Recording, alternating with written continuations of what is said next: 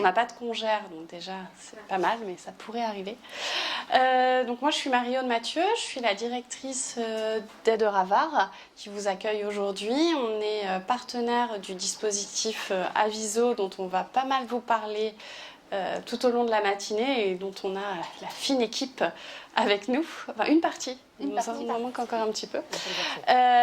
Donc l'idée aujourd'hui c'est vraiment de parler de soins, comment est-ce qu'on peut accompagner les personnes avec un trouble du spectre de l'autisme vers le soin, parce qu'on sait qu'un problème somatique peut engendrer des troubles du comportement importants et un mal-être tout simplement comme pour tout à chacun.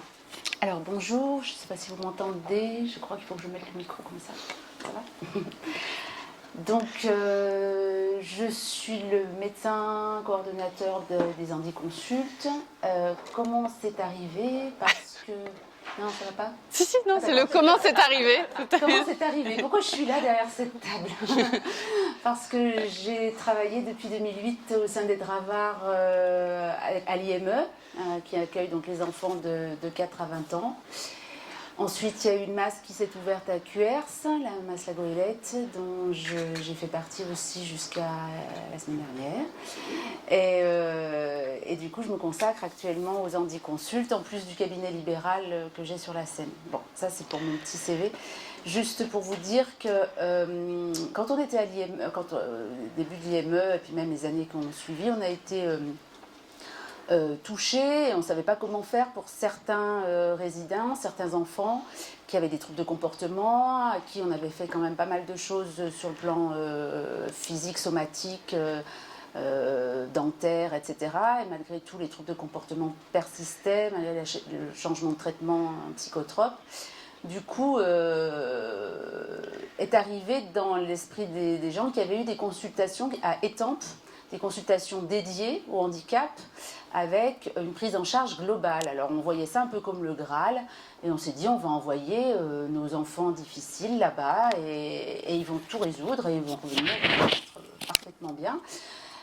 Sauf que ça ne se passe pas du tout comme ça non plus, parce que Étampes, c'est pas à côté de chez nous, parce que du coup on s'est renseigné, on est allé avec Patricia et Marinette aux journées de soins somatiques à Paris, au congrès, et là on rencontre donc le ponte de la consultation dédiée, monsieur, le docteur Saravan, avec qui on a échangé.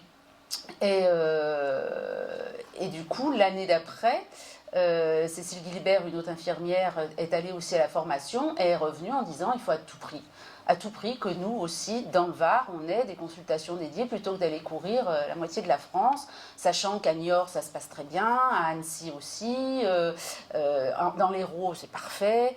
Alors, on s'est rendu compte de consultations au sein d'hôpitaux en général, avec un service entier dédié, avec les soins dentaires, avec l'imagerie, etc. Donc quelque chose d'assez gros, tout est dédié. D'ailleurs, à la clinique Bonneveine à Marseille, c'est un peu ça aussi, c'est-à-dire que tout est dédié autour du handicap. Nous, on a essayé de faire autrement, avec les moyens du bord, faut bien se le dire, aussi, avec ce qui existait, ce qu'on nous a imposé. L'ARS avait un cahier des charges aussi. Donc, on a été supporté par le centre hospitalier de Toulon-la-Seine. Et on a fait l'inverse, c'est-à-dire, je continue ma phrase, c'est-à-dire qu'on a décidé d'avoir un local qui nous permet d'accueillir au calme les patients et ensuite de les accompagner dans les différents services, dans les différentes consultations à l'imagerie, etc. Donc, dans le système, on va dire, inclusif, ce qui permet qu'ils soient pris en charge, tout comme ils sont pris en charge avec nous, ensemble. Il n'y a pas raison qu'ils soient à part. Alors, ils sont à part dans la consultation parce que ça permet effectivement d'aboutir à des soins, comme vous verrez plus tard, idéaux, qui se passent le mieux possible. Mais après, effectivement, ils vont dans les différents services, dans les différentes consultations, accompagnés des infirmières ou des éducateurs ou des parents ou toutes les personnes référentes autour de la personne handicapée, puisqu'on est référent handicap, tout handicap, moteur, intellectuel, etc. mais on a quand même la spécificité de la dyscommunication, et c'est là où ça fait appel à vous tous, c'est donc les troubles autistiques qui génèrent effectivement pas mal de notre temps. Et je voulais terminer avant de passer la parole, qu'on est effectivement 3 filles là derrière la table, mais il y a 2 garçons.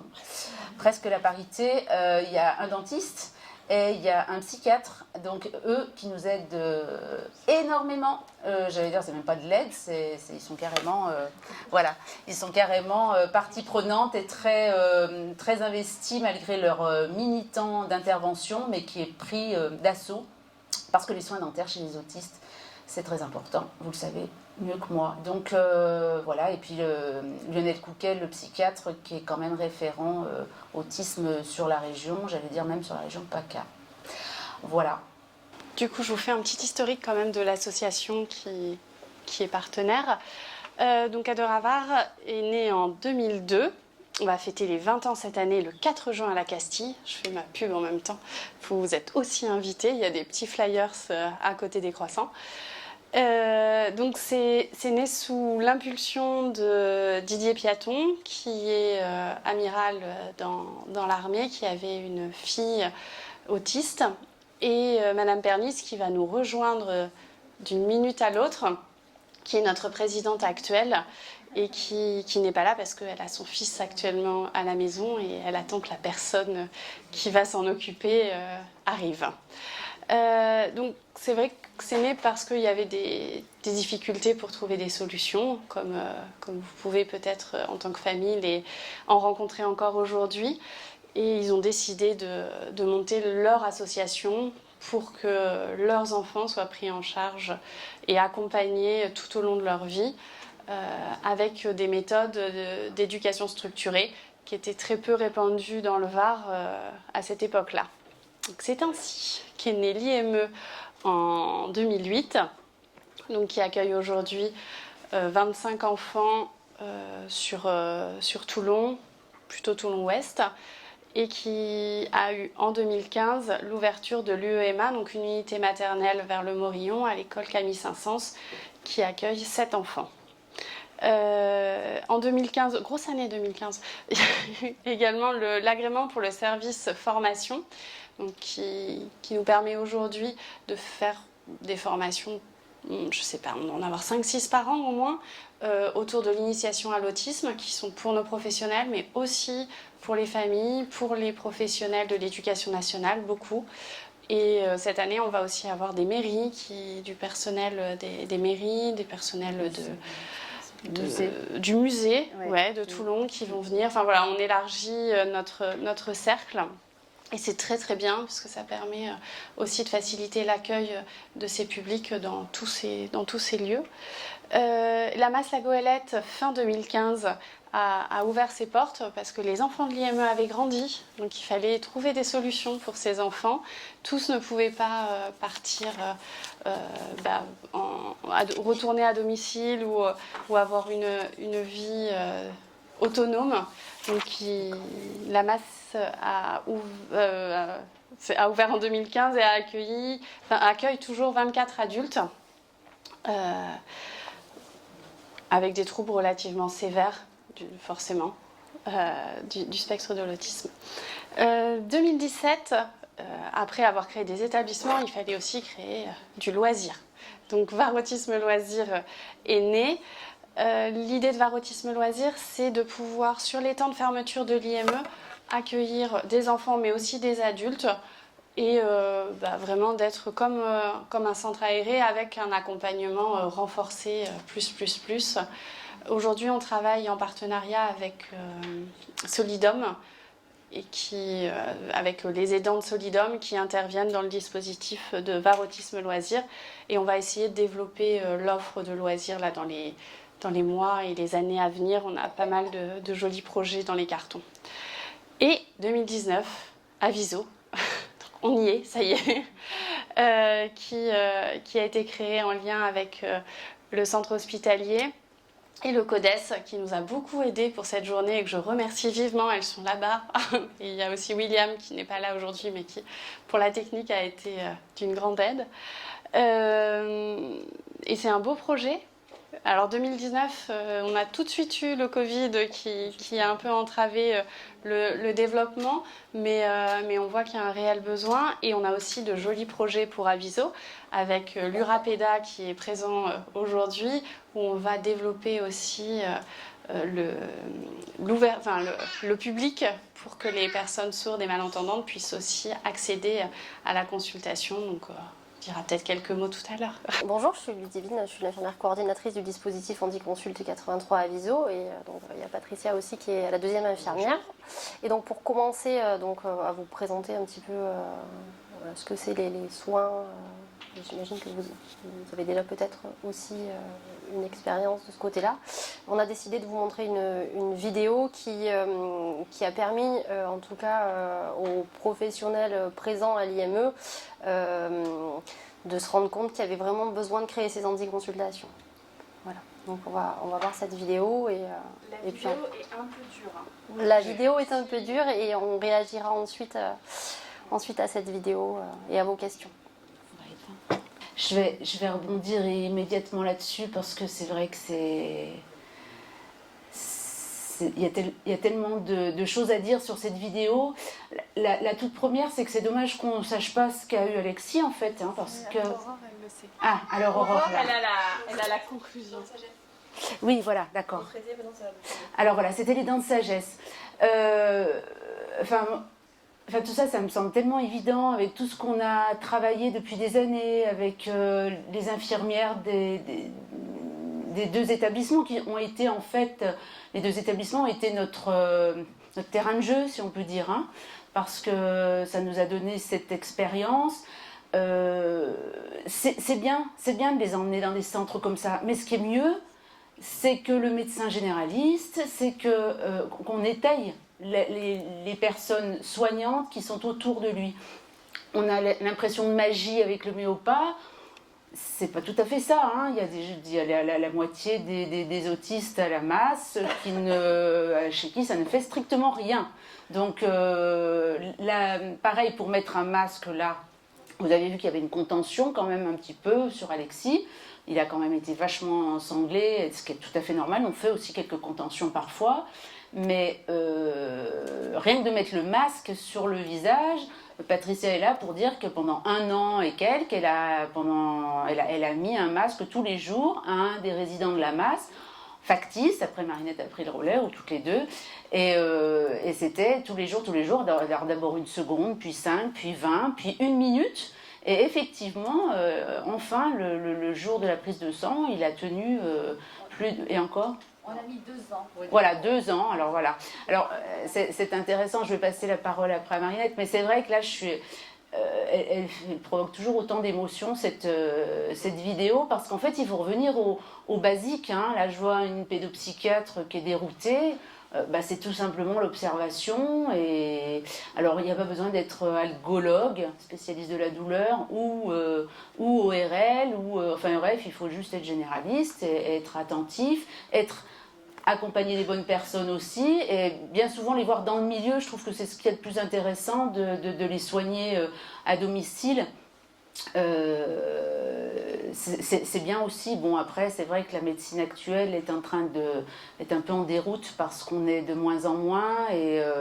Mais en tout cas, moi, mon but, c'est de répandre la bonne nouvelle et que mes confrères et consoeurs puissent soigner ces gens-là comme tout un chacun.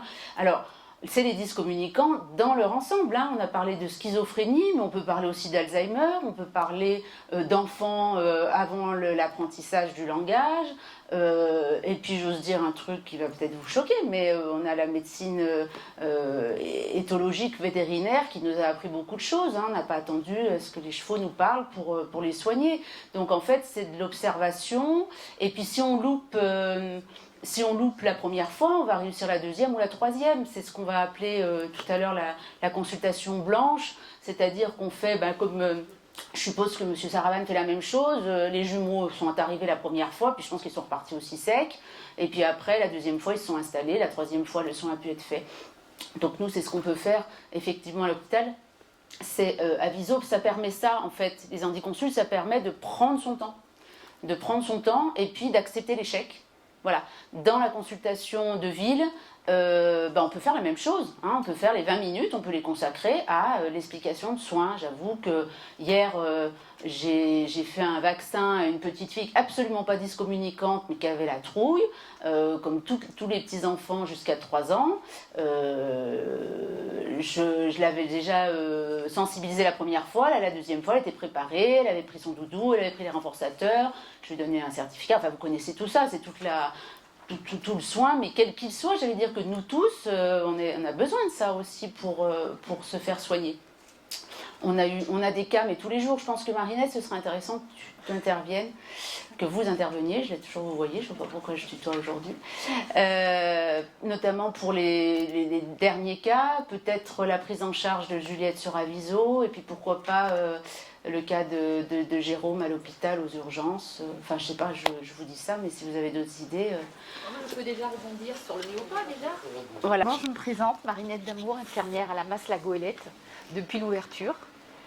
Et en effet, la prise en charge des résidents autistes est vraiment, vraiment difficile, puisqu'ils sont non-verbaux, comme vous le savez déjà. Et prendre soin un résident demande beaucoup, beaucoup de patience et d'observation. Je vais rebondir sur le Méopa. On a David on a David qui a peur des prises de sang, qui a peur de tout soin. Quel que soit le soin, il en a peur. Et effectivement, il faut réaliser un bilan sanguin chaque année pour voir ce qui se passe. Et réaliser ce soin la première fois, ça a été vraiment difficile pour nous parce qu'on était à 3-4 à le maintenir. On n'avait pas encore le Méopa à ce moment-là.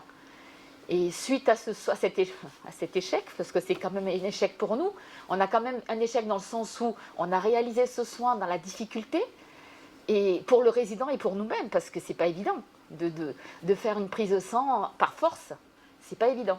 Et donc on a réfléchi au Méopa, et pendant 2 ans, il est venu tous les jours à l'infirmerie faire la désensibilisation aux soins, par habituation. Au départ, il venait tout simplement à l'infirmerie, on ne lui demandait rien. Il repartait, donc on le renforçait derrière. Et au fur et à mesure, il a accepté de prendre le masque, il a accepté de le mettre sur le visage, et ça a mis 2 ans.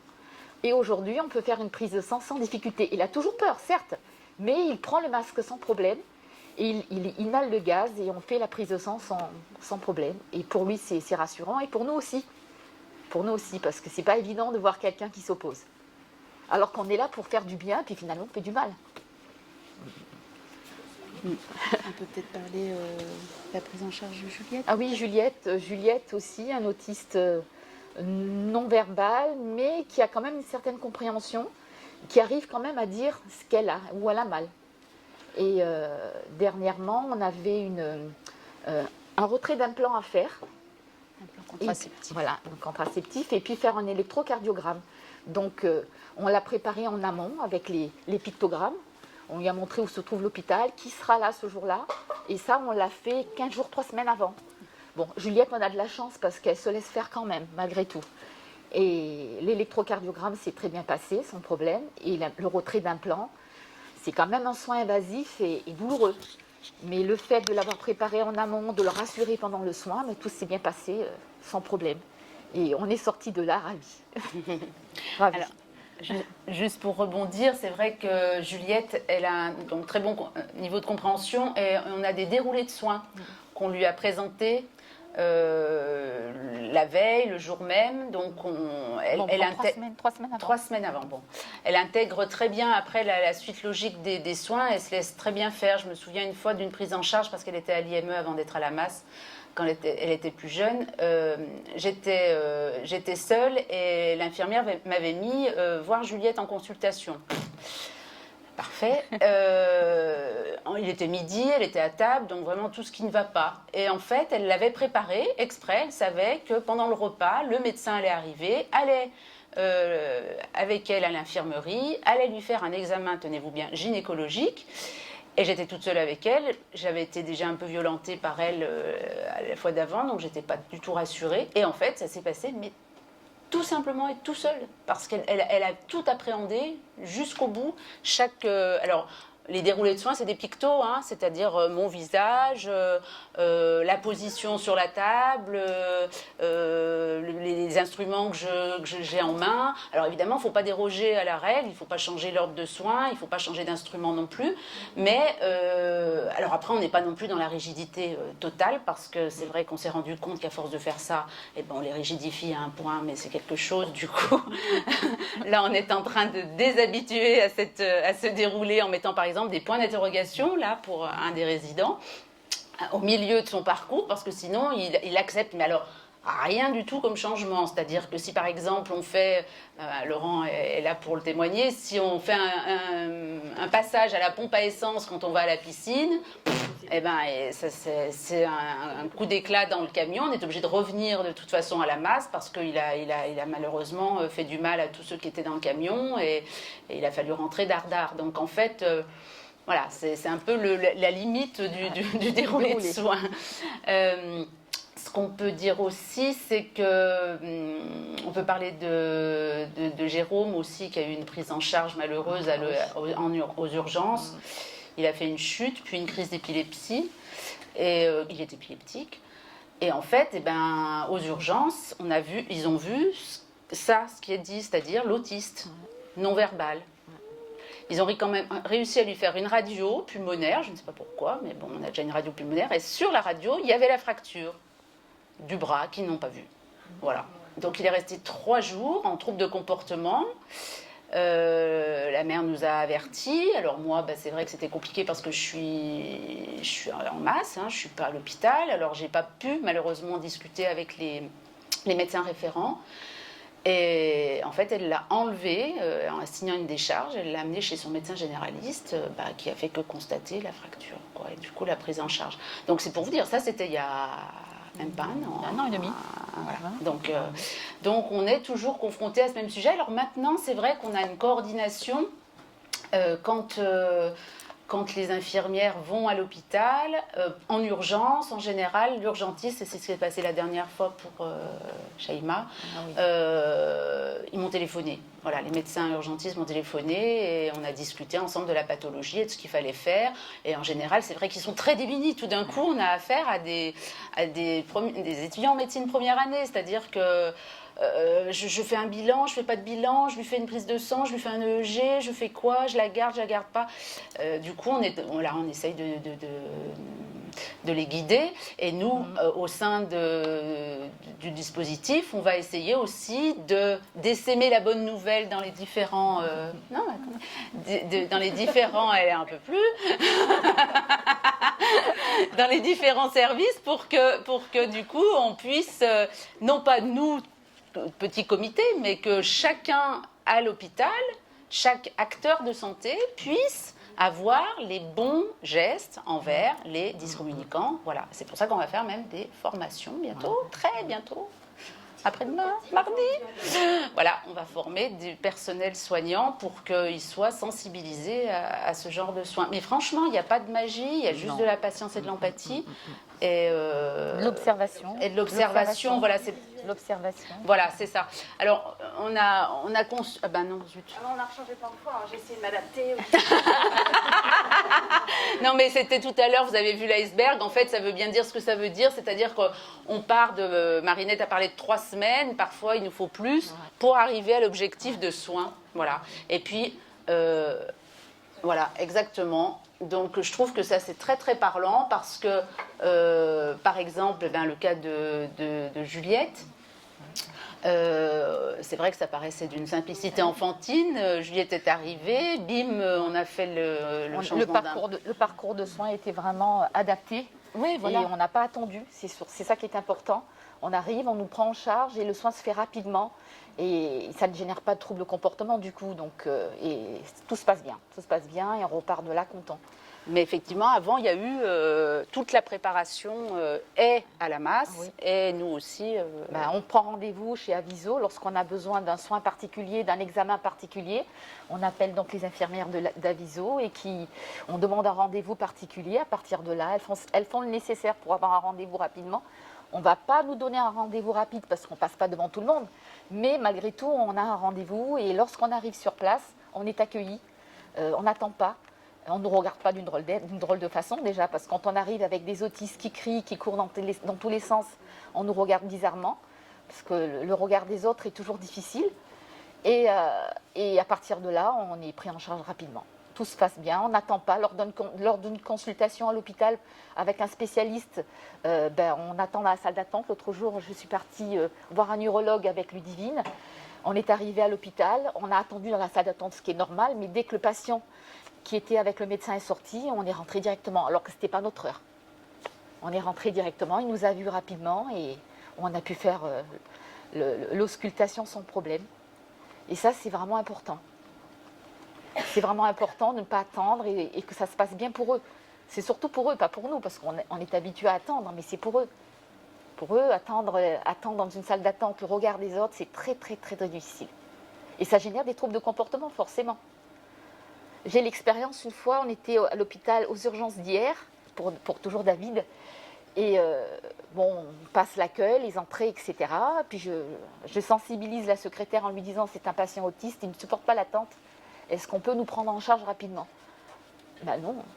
Non, on attend. David, 5 minutes, c'était bon. Au bout de 10 minutes, il se met à hurler. Il se met à déchirer les panneaux publicitaires. Et à partir de ce moment-là, ils ont compris qu'il fallait nous prendre en charge rapidement. On nous a mis dans un box et le médecin est arrivé. Déjà, on nous a isolés.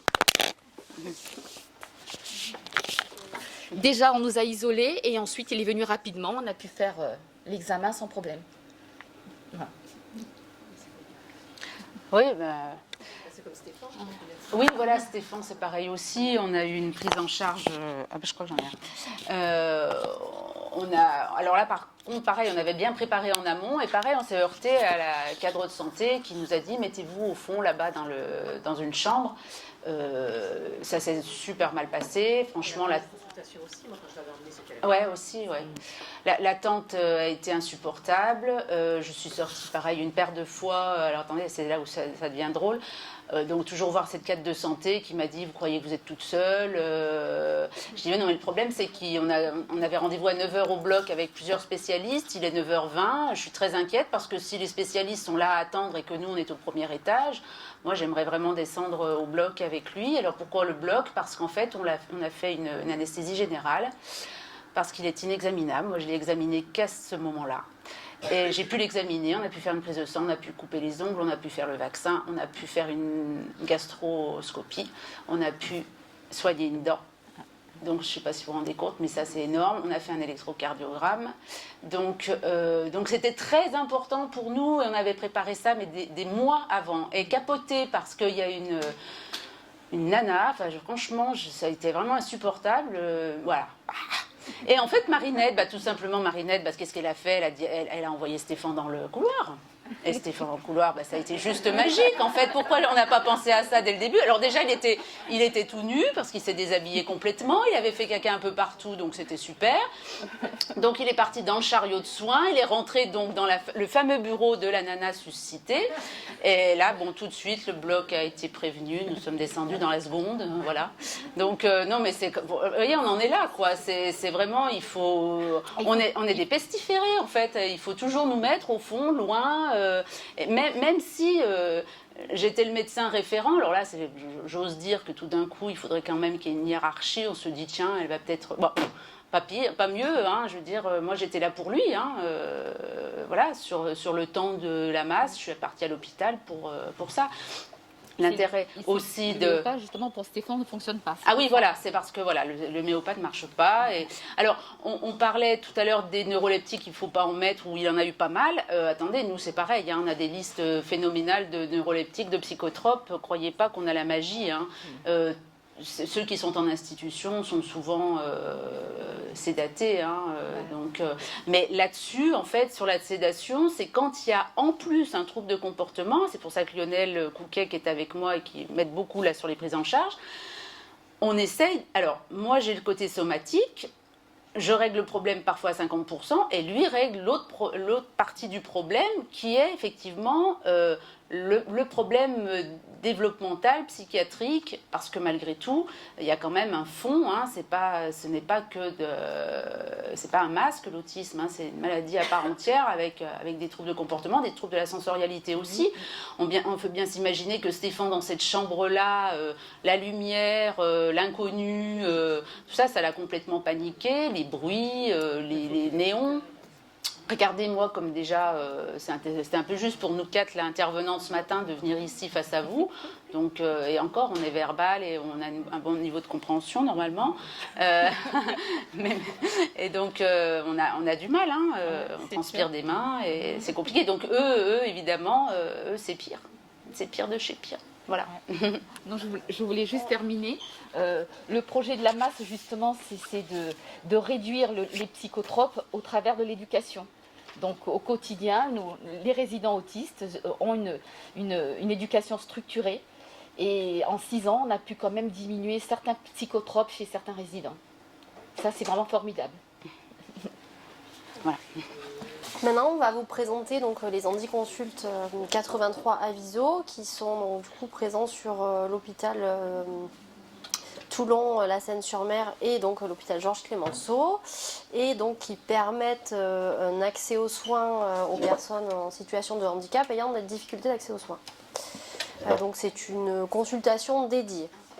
Donc le constat qui a été fait donc, par l'équipe de l'IME, c'était que du coup ils avaient beaucoup de difficultés à accéder aux soins généraux pour les personnes donc, en situation de handicap et notamment dyscommunicants et avec autisme.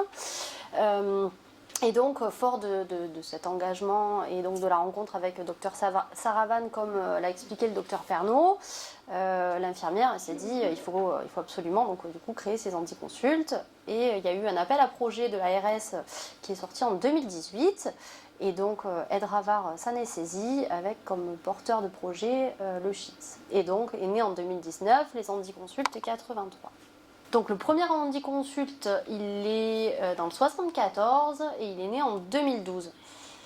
Ensuite, du coup, donc, il y a eu création de plusieurs handiconsultations en France et donc la naissance d'une autre en 2019. Mais on peut voir que c'est encore pas assez répandu. Donc du coup, le dispositif, il a pour objectif de favoriser la continuité de la coordination des soins en ambulatoire, de faciliter et d'optimiser la prise en charge lors des hospitalisations et de développer le travail du réseau soignant avec les hospitaliers et les libéraux. Nous, on est vraiment là pour faire le relais entre tout ça. Voilà, la coordination.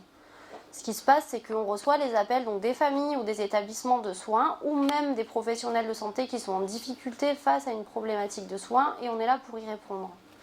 Soit on peut y répondre en accompagnant le patient vers la consultation de soins, soit on n'a pas cette réponse-là dans nos tiroirs, on va dire, et à ce moment-là, on oriente le patient et en tout cas, on donne une réponse. Voilà, donc on n'est pas que une consultation dédiée, on est aussi un peu une ressource pour les professionnels de santé, les familles, et voilà, un relais entre tout ça. Donc les bénéficiaires, donc, du coup, c'est bien évidemment donc, tous les patients en situation de handicap avec une spécificité pour les personnes dyscommunicantes. Et donc on accueille également avec le patient les familles, les établissements, les professionnels, etc. Donc les particularités de nos patients, ce sont donc les troubles sensoriels, hein, comme on peut connaître, les patients hypocommunicants ou dyscommunicants, les intérêts restreints, l'intolérance au temps d'attente, la déficience intellectuelle, les troubles du comportement, et en tout cas tous les troubles qui empêchent où il peut y avoir en tout cas des difficultés d'accès aux soins. Donc ça j'y reviens, donc c'est les bénéficiaires, c'est les familles, les aidants, les professionnels du CHITS et les acteurs de santé des libéraux. Et les professionnels des établissements, bien évidemment. Alors, ça a été un travail en partenariat avec l'ARS, comme je vous l'ai dit tout à l'heure. L'ARS qui, du coup, a fait cet appel à projet et du coup est financeur de ce dispositif. Le CODES 83 qui nous a aidé du coup dans la communication et dans le montage du projet et qui nous aide toujours du coup dans la création actuelle de la formation aux professionnels de santé de l'hôpital. Ils sont présents très souvent avec nous pour nous accompagner au quotidien dans nos problématiques d'expansion du dispositif. Ensuite, Aide Ravard, donc Aide Ravard qui du coup met à disposition donc, le personnel, on va dire formé aux soins des personnes en situation avec handicap. Et donc c'est cette force aussi qui fait de notre équipe, c'est qu'il y a cette expérience Aide Ravard et cet engagement du coup de s'occuper de personnes en situation de handicap. Et ça, donc, c'est notre équipe, donc le docteur Pernaut, moi-même, le docteur Couquet, qui est le pédopsychiatre, Patricia, et le docteur Noré, qui est le chirurgien dentiste. Donc, il faut savoir que donc, on est sur 3 sites, que vous pouvez voir ici sur l'affiche. Sur l'hôpital Sainte-Musse, on y est essentiellement pour les consultations avec le docteur Couquet, et pour l'accompagnement des patients dans les spécialités, puisqu'on accompagne aussi des patients dans les spécialités de l'hôpital, ophtalmo, dermato, électroencéphalogramme, etc. Ensuite, on est aussi à l'hôpital Georges Sand, où on a là un local dédié que vous pourrez voir sur certaines photos qui sont derrière vous, sur la table là où on a mis des outils. C'est un local du coup qui est complètement adapté à l'accueil des personnes en situation de handicap, notamment dyscommunicants, puisqu'on a beaucoup d'outils comme des pictogrammes, etc., que vous pourrez ensuite regarder. Et où on accompagne aussi les patients vers les spécialités. Et ensuite, on a l'hôpital Georges Clémenceau, où on a donc c'est ici, où donc on a un local qui nous est prêté par Handident et où on peut faire des soins dentaires au fauteuil, où il y a le méopa et où on a l'espace de pouvoir mettre et un fauteuil roulant et où le patient aussi peut déambuler autour du fauteuil. Voilà. Puis là, pareil, Ouais, on a un dentiste ad hoc. Et on a occupé de toute sa vie. tout à fait. On a un dentiste. Donc, il a cette expérience. C'est vrai que ce dentiste a vraiment, c'est comme le docteur Couquet, c'est des médecins qui sont quasiment en retraite, ou même on pourrait dire ils sont en retraite. Ils n'ont pas pris leur retraite parce qu'ils sont très engagés donc dans le handicap, et ils ont cette connaissance et cette expérience qui fait que ils arrivent à faire des choses incroyables. Ils ont pas peur du soin, ils y vont et ils dépatouillent toutes les situations possibles et inimaginables. Vraiment, moi je trouve que c'était incroyable. Ouais. Franchement, c'est 2 personnes ressources. C'est vrai, c'est 2 personnes ressources. Mais vous aussi, docteur Pernaut. Merci. C'est une équipe, en fait. C'est une équipe de choc. Donc, ouais, ça a été vu. Donc après, voilà, on accompagne dans tous les soins. On peut accompagner pour de la prévention, de la santé bucco-dentaire, douleur, gynéco, pneumo, cardio, etc. La nutrition aussi. La nutrition aussi, puisqu'on a fait une formation pour accompagner des troubles de comportement alimentaire, tout à fait. Chez les autistes. Tac, tac, tac. Aussi. Oui. Je crois qu'on est bon. Moi, je crois qu'on est bon. On va mettre la petite vidéo.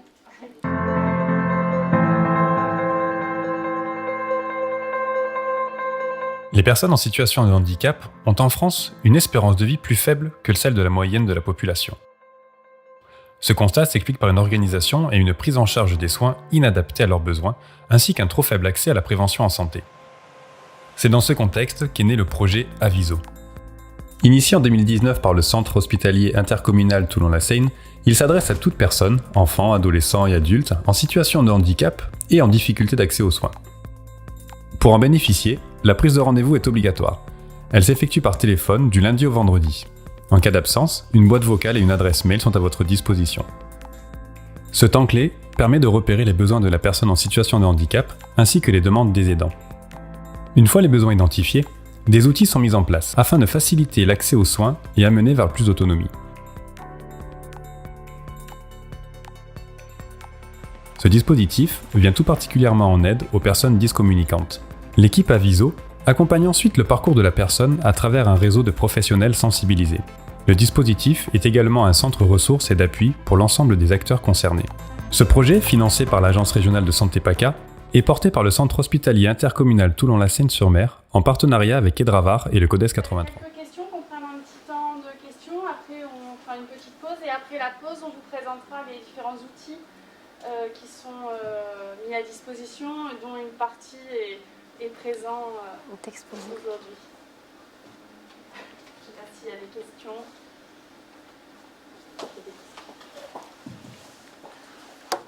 Bonjour. Donc j'ai une petite question, c'est donc vous avez parlé de différents types de soins neurologie, que ce soit peut-être la pneumo, bon, peu importe. Mais est-ce que vous avez déjà envisagé de travailler avec ce qu'on peut appeler des médecines complémentaires, des médecines parallèles comme la magnétisme, comme l'hypnose, qui sont des médecines douces en fait et qui peuvent peut-être probablement correspondre à un besoin.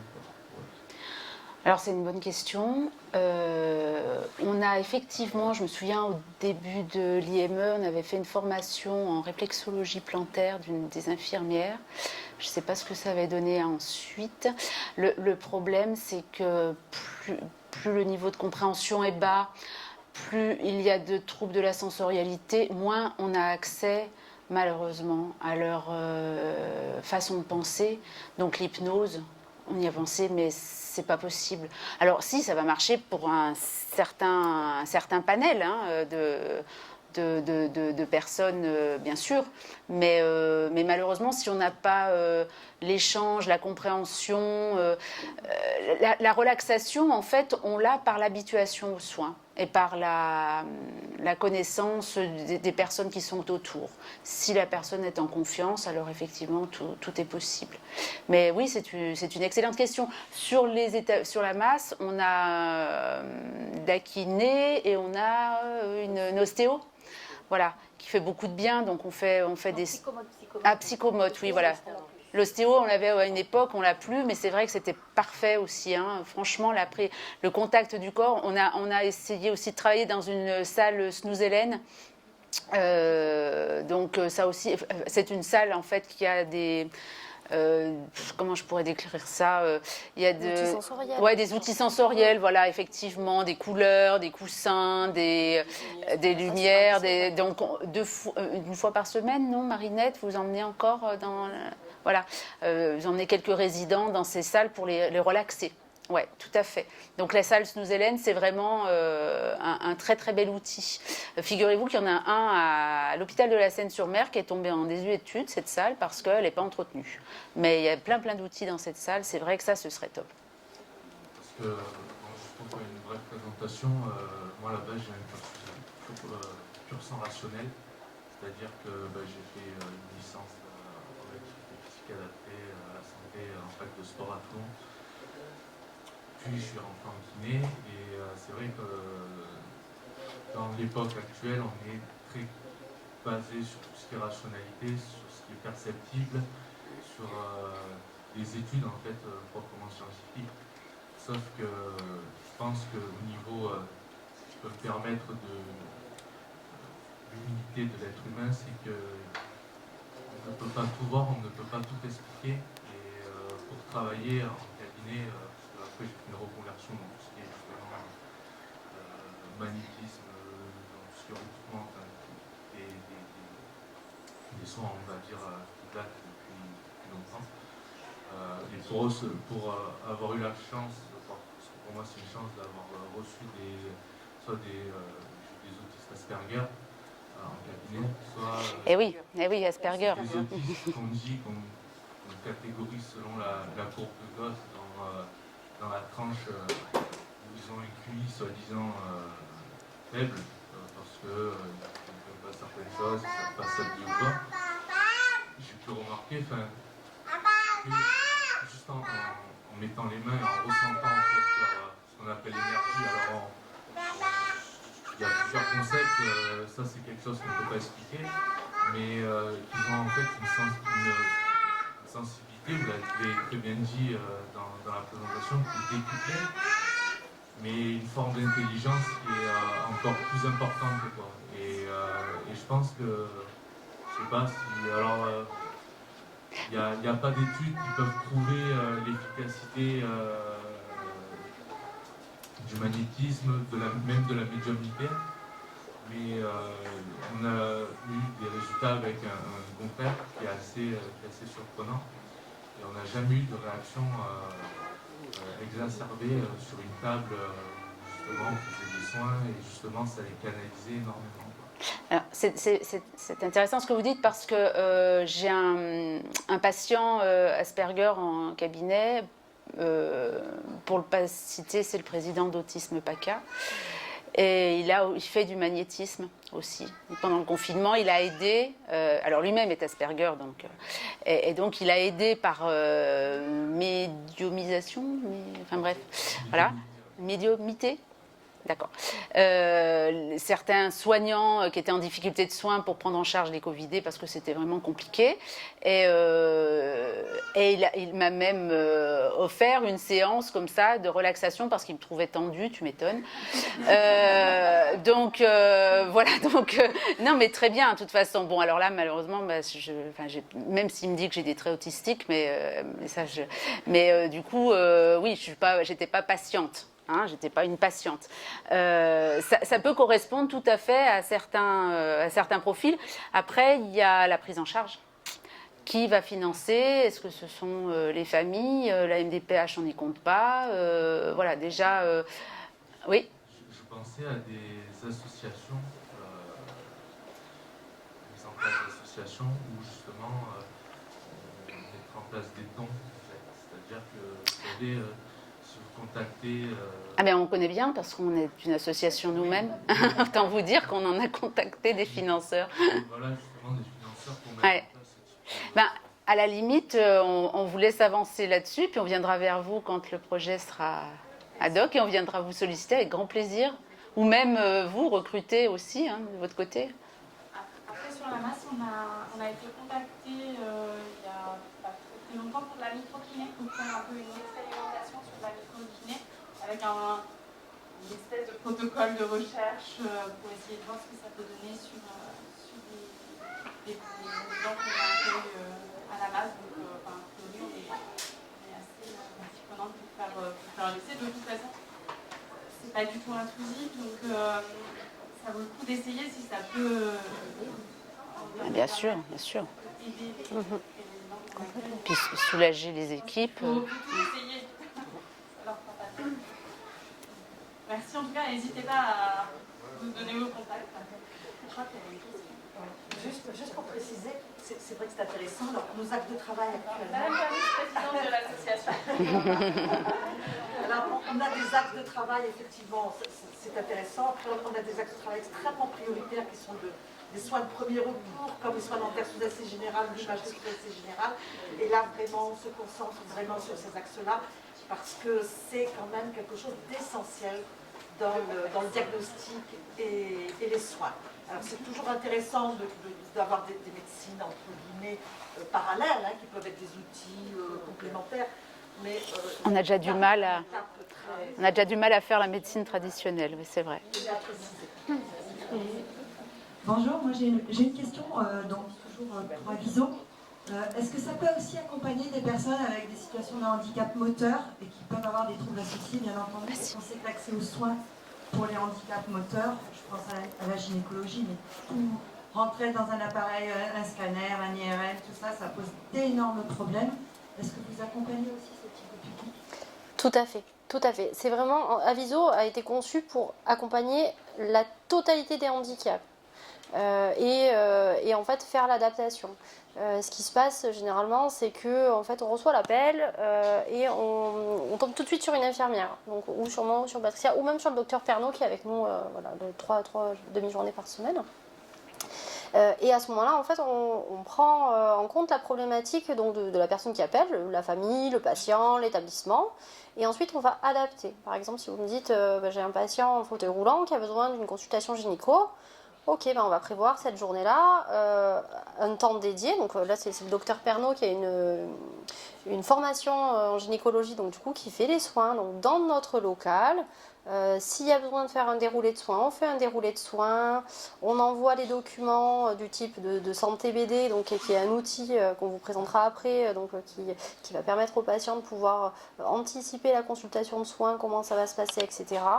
On va prévoir d'aller chercher le lève-malade avant. On va récupérer les documents d'enregistrement du patient qu'on va enregistrer au bureau des entrées en amont pour que le patient n'attende pas et qu'il arrive directement dans notre local.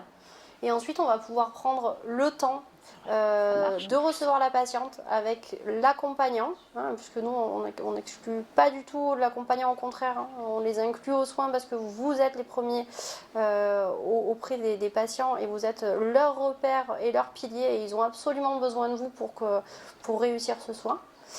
Donc voilà, tous ensemble, on s'articule autour du patient pour pouvoir arriver à la réussite du soin.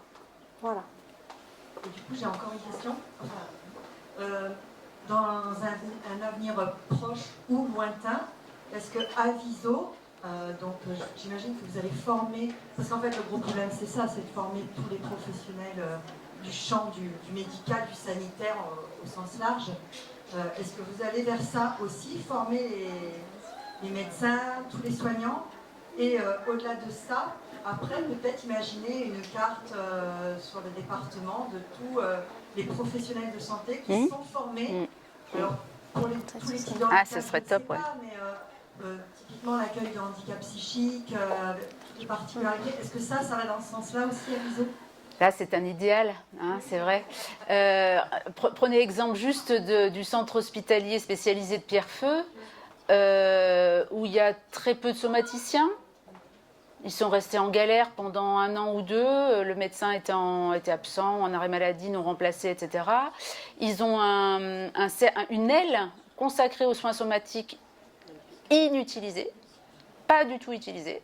Donc c'est un fauteuil dentaire, tout ce que vous voulez, qui est en train de partir en bibrine. Donc il faut vraiment que les équipes viennent au contact des patients. On a eu le cas aussi d'un homme à Fréjus qui ne pouvait pas avoir de médecin traitant qui se déplaçait à domicile. Donc il a fallu qu'on fasse le lien pour prévoir une hospitalisation, pour faire le point sur sa situation neurologique. Donc voilà, on nous a sollicité pour ça aussi.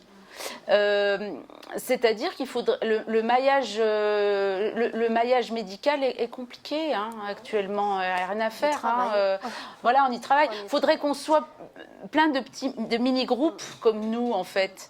Et c'est pour ça que la formation, alors des infirmières, aides-soignants, c'est très bien, des cadres, mais c'est les médecins, hein, franchement. Moi, si je pouvais avoir les internes, mais ça a commencé, hein, on a déjà sensibilisé des internes. De toute façon, je vais vous dire un truc, à partir du moment où on est dans le handicap, c'est que on a eu connaissance d'un handicapé dans notre entourage et on a eu des difficultés. Donc de la difficulté est venue la solution. Mais oui, on vient de naître. Alors maintenant, il faut qu'on se duplique. et là, autant vous dire, comme je vous avais compris, les deux médecins, les autres médecins ont plus de 65 ans. Donc il faut vraiment qu'on ait des jeunes qui viennent vers nous. Mais il faut s'enlever. Voilà. Et puis il faut enlever la rentabilité de notre travail. Hein. Je voulais juste vous dire ça aussi, et je ferme vite la parenthèse. J'ai juste une dernière suggestion, ou idée, ou peut-être que ça se fait, je l'ignore totalement. Est-ce qu'on ne pourrait pas avoir ou imaginer avoir un référent handicap, parce que c'est à la mode de parler de référent handicap dans les entreprises, partout. Est-ce qu'on ne pourrait pas avoir un référent handicap dans chaque service, alors chaque c'est utopique, je le sais bien, mais dans les services de santé de l'hôpital déjà public. Après, c'est ce qui se tend à faire donc du coup sur l'hôpital, puisqu'on va former les professionnels de santé. Après, on a donc 2 sessions dans l'année de 12 personnes, donc c'est quand même pas énorme. Hein. Après, ce qui fait aussi la formation des professionnels au sein de l'hôpital, c'est l'expérience. C'est quand on amène les patients dans les services. Voilà. Et du coup, en les accompagnant et en recevant les patients, tout en étant accompagnés par Aviso, Ça leur permet du coup de se désangoisser du coup de la situation et de voir que finalement ça fait pas si peur et qu'on peut y arriver. Voilà. Cette idée de référence, c'est tout à fait un objectif politique du dispositif. Le dispositif a une vocation, bien sûr, de développer les soins, de former, a aussi une vocation de sensibilisation de l'établissement à l'accueil, à l'accompagnement et à une spécialisation dans le domaine du handicap. Alors ça passe effectivement par la perspective de référent, ça passe également ne serait-ce que l'accueil, la signalétique, l'accompagnement en général au sein de l'établissement, on sait bien combien les personnes sont en difficulté, même neurotypiques, pour s'orienter dans un établissement. Donc vous imaginez les personnes très âgées, les personnes handicapées, les personnes... Voilà. Donc il y a vraiment une action politique d'Aviso pour faire bouger les lignes en faveur des personnes avec, disons, empêchement. Après, notre force d'être avare, je reviens sur l'historique, l'IME et la MAS sont dotés de médecins. C'est exceptionnel, hein. Je crois qu'il y a 60% des établissements qui n'ont pas de service médical ou paramédical. Et quand on va au contact, là je viens de voir arriver nos résidents et ça me fait du bien de les voir. Je suis toujours émue. Parce que du coup, pour une en général, une en particulier qui vient d'arriver, ça a été tellement complexe. À l'hôpital, elle était refusée de consultation. Du coup, je l'ai traitée toute seule comme une grande, quoi, sans appui de spécialiste. Donc ça a été compliqué, mais j'ai pris sur moi et je me suis fait confiance. Excusez-moi. Bonjour, docteur Pernaut. Je suis docteur Miguillor. Je vous avais eu au téléphone. J'ai intégré l'association La Bourguette Autisme depuis septembre dernier. Je m'occupe de 28 résidents autistes pour la plupart et également de 10 résidents qui sont aptes au travail en ESAT, donc qui habitent dans un foyer à part. C'est vraiment une découverte l'autisme parce que quand on arrive des études de médecine, on ne nous en a pas parlé. On débarque dans un autre monde où on utilise les outils qu'on nous a enseignés pour la pédiatrie et pour la personne âgée. Parce que oui, on sait décrypter les grimaces d'un visage. Si on est sensible, on peut se référer à ça, à son intuition et à ce qu'on ressent face au patient. Mais c'est vraiment un travail en autonomie. Parce que je suis toute seule, donc j'ai 2 infirmiers avec moi, mais je suis toute seule. Ce que je voulais vous raconter, c'est que mardi dernier, pas plus tard que mardi dernier, j'ai appelé un service de cardiologie en libéral à Brignoles parce qu'ils sont à 20 minutes de route de notre centre, alors que mon patient, qui a 48 ans, a une cardiomyopathie assez lourde, mais elle est stabilisée depuis plusieurs années maintenant. Il doit voir le cardiologue tous les 6 mois et lorsqu'il fait le trajet, il est suivi à Saint-Just à la base.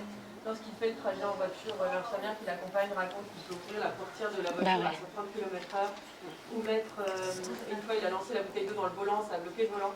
Enfin vraiment, les difficultés pendant le transport et ensuite l'attente sur place sont pour lui difficiles. Aujourd'hui, comme il est déstabilisé, j'ai appelé ce service libéral puisqu'il est à proximité, j'ai prononcé les mots myocardiopathie et autisme. On m'a dit non, stop, on ne comprend pas. Donc vraiment, voilà, on est un peu seul au monde. Mais j'ai eu aussi cancer du sein et trisomie, ça marche pas non plus. Ça marche. Et du coup, voilà, c'est dur. Et la deuxième chose que je voulais dire, et je ne sais pas si parmi nous aujourd'hui il y a des représentants de la CPAM, mais ce qui ressort de la vidéo qui est vraiment très très émouvant, personnellement, ça m'a fait monter les larmes. Donc merci pour la diffusion qui est hyper forte. Donc en libéral, du coup j'ai un cabinet aussi et je vois certains patients autistes qui ne relèvent pas de l'association. Et ce qui ressort de la vidéo, c'est qu'on a besoin de temps. Vous disiez 2 heures de consultation. Aujourd'hui, il n'y a aucune reconnaissance de la part de la CPAM pour ce temps qui est nécessaire d'être consacré. Je suis révoltée, j'ai de la colère par rapport à ça. Et donc s'il y a quelqu'un de la CPAM qui aujourd'hui veut réagir et avec qui je peux interagir pour mettre en place les... Alors je pense que vous avez été entendu quand même parce qu'on a l'avenant numéro 9 du Ségur qui arrive là avec les consultations longues et pour l'autisme, etc. qui vont être revalorisées. Ceci dit, j'attends de voir la mise en place de tout ça parce que je me souviens d'avoir coté une visite, alors je ne sais pas si vous en avez fait, des visites longues à domicile pour les personnes âgées, dépendantes, avec pluridisciplinarité, avec la rencontre des familles, etc. Donc c'est ce que j'ai fait une fois au domicile. J'ai coté cette visite qui m'a pris donc 1 heure au domicile, plus une demi-heure pour y aller, une demi-heure pour retour, donc sur mon temps de repas du midi. Voilà, après on enchaîne avec la consulte. Donc j'ai coté largement les fameux 60 € qui m'ont été refusés. Voilà. Ah ben, refus médical. C'est tout, j'ai pas eu d'explication. J'avoue que j'ai pas eu le temps, malheureusement, de me battre pour savoir pourquoi on me l'a refusée. Elle est en ALD, elle a une démence. Enfin, c'était facile pour eux, la CPAM, de voir que c'était vraiment adapté. Donc maintenant, je vais croiser les doigts pour que tout ce qu'on va coter à partir de maintenant, et il faudra tous les coter, toutes ces consultations longues. Les consultations, elles sont valables que quand on va au domicile. Alors là, pour l'instant, mais le Ségur qui est en train de se mettre en place, là, il y avait j'ai assisté à la visio là, de la CPAM, ça y est, ils vont renforcer. J'ai pas la liste, hein, mais c'est vraiment des consultations longues. Les consultations blanches aussi vont être rémunérées. Bon, de toute façon, il faut les rémunérer de toute façon. Il faut faire payer ces 25 € au cabinet. Et ne pas hésiter à faire revenir les patients et puis adapter. Moi, je me souviens qu'on avait vu un médecin à Marseille en formation qui nous avait dit, un généraliste, qui, lui, consacrait une demi-journée par semaine à cet accueil-là de gens particuliers. Moi aussi, j'essaye à tout prix de mettre 2 consultations, de bloquer 2 consultations, les mettre en première partie ou en dernière partie de ma consultation, parce que je sais que ça va prendre de l'ampleur, mais au même titre qu'un autre handicapé ou qu'un enfant ou qu'une personne âgée. La personne âgée, rien que le temps des habillages... Voilà, et il y en a une en plus qui s'est cassée la figure en sortant du taxi, bref. Donc tout est compliqué en fait. Mais voilà, il faut qu'on ait des gens de bonne volonté comme vous et moi pour continuer à essaimer la bonne parole. Là, on va repartir sur notre bel iceberg de tout à l'heure. Je vais mettre de l'autre côté, c'est plus simple pour lire. Voilà. Donc comme on a vu tout à l'heure, en fait, la consultation, quand on arrive tout en haut, on a presque gagné, mais en fait, il y a tout ce parcours-là on ne s'est pas forcément rendu compte et qui nous a pris énormément de temps. Alors comment ça se déroule, la consultation handicap? Quand vous nous appelez, Ludivine vous l'a dit tout à l'heure, vous allez être accueilli au téléphone, soit par le docteur Pernaut, soit par Ludivine, soit par moi. Ça peut être soit le patient qui nous appelle, soit l'accompagnant, les structures. Et là, on va vous poser un certain nombre de questions. Alors pourquoi? C'est pas qu'on est curieuse, qu'on veut savoir des choses. Si en fait, on va essayer d'adapter au mieux l'accueil et la consultation du patient. Donc, aussi bien on fait ça directement par téléphone, on prend des notes. Et après, on va vous envoyer, dans un deuxième temps, une fiche de liaison à nous renvoyer complétée. Donc, on commence par le téléphone, on vous envoie la feuille, on prend le rendez-vous en fonction de ce que nous vous avez demandé. Donc là, on voit, comme on disait tout à l'heure, on n'a pas forcément des créneaux prioritaires, mais on arrive en général plutôt pas mal à avoir des rendez-vous peut-être un peu plus rapides, ou si ça ne va pas et qu'on a besoin, on demande au docteur Pernaut d'appeler ses collègues, et des fois ça va un peu plus vite aussi. Voilà, donc on prend le rendez-vous. On prévient les professionnels concernés du public qu'on va emmener. On récupère, comme vous a dit Ludivine tout à l'heure aussi, pour éviter les temps d'attente, on va dire aux structures, donnez-nous les papiers d'identité, les copies des papiers d'identité, la sécu, la mutuelle, enfin tout ce qui va nous permettre à nous d'aller faire l'enregistrement au bureau des entrées avant. Ce sera tout ce temps, parce que des fois on perd énormément de temps juste pour des papiers administratifs. On va faire ça en avance.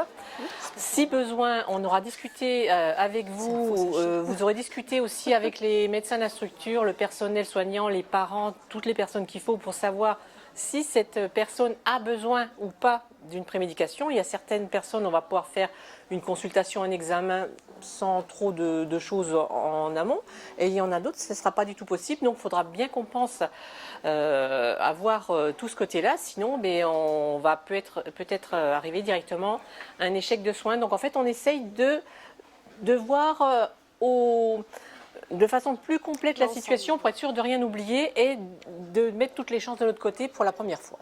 Voilà. Et après, ben oui, une fois qu'on est arrivé, donc on va vous accompagner. Comme on disait tout à l'heure, on prend tout le monde. Hein. Moi, des fois, je suis déjà arrivée en consultation chez le dentiste. On m'a dit, il a voulu, on m'a emmené l'institutrice parce que l'enfant, ça allait mieux que l'institutrice. Il voulait papy, mamie, je sais plus, il y en avait 5. C'est pas grave, hein. On a pris les 5 et on a réussi à faire notre examen. Et après, il faut bien pas que nous oublie. Donc, si c'est nous qui les prenons en charge directement, on sait que nos patients ne sont pas du tout patients.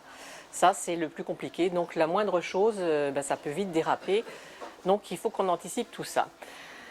Donc, le jour de la consultation, comme on vous a dit tout à l'heure déjà, on essaye de limiter au plus. Hein. Donc, Marinette en a fait les frais plusieurs fois, nous aussi.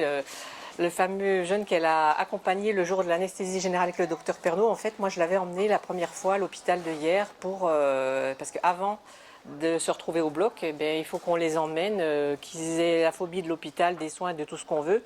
On n'a pas le choix, donc il fallait le voir physiquement. Donc ce jeune homme, il a très très peur de l'hôpital, donc il a fallu l'emmener dans la voiture, le sortir de la voiture, l'enregistrer au bureau des entrées, attendre dans un couloir, parce que c'est souvent ça en ce moment, des fois les hôpitaux, en fonction de comment est fait l'hôpital, c'est un couloir, les salles d'attente sont là. Et il fallait attendre pour voir le dentiste et... on ne savait pas, quand on a ouvert la porte, il y avait vraiment un fauteuil de dentiste, alors là c'est parti en catastrophe.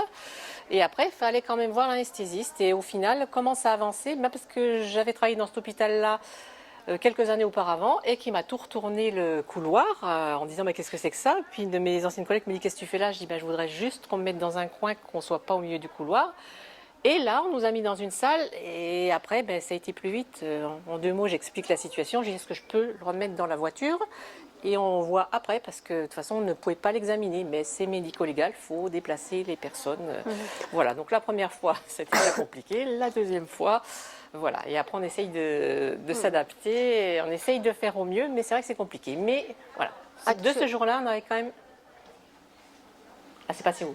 Pardon. Là, on entend mieux comme ça. Donc, c'était déjà très, très, très compliqué, mais...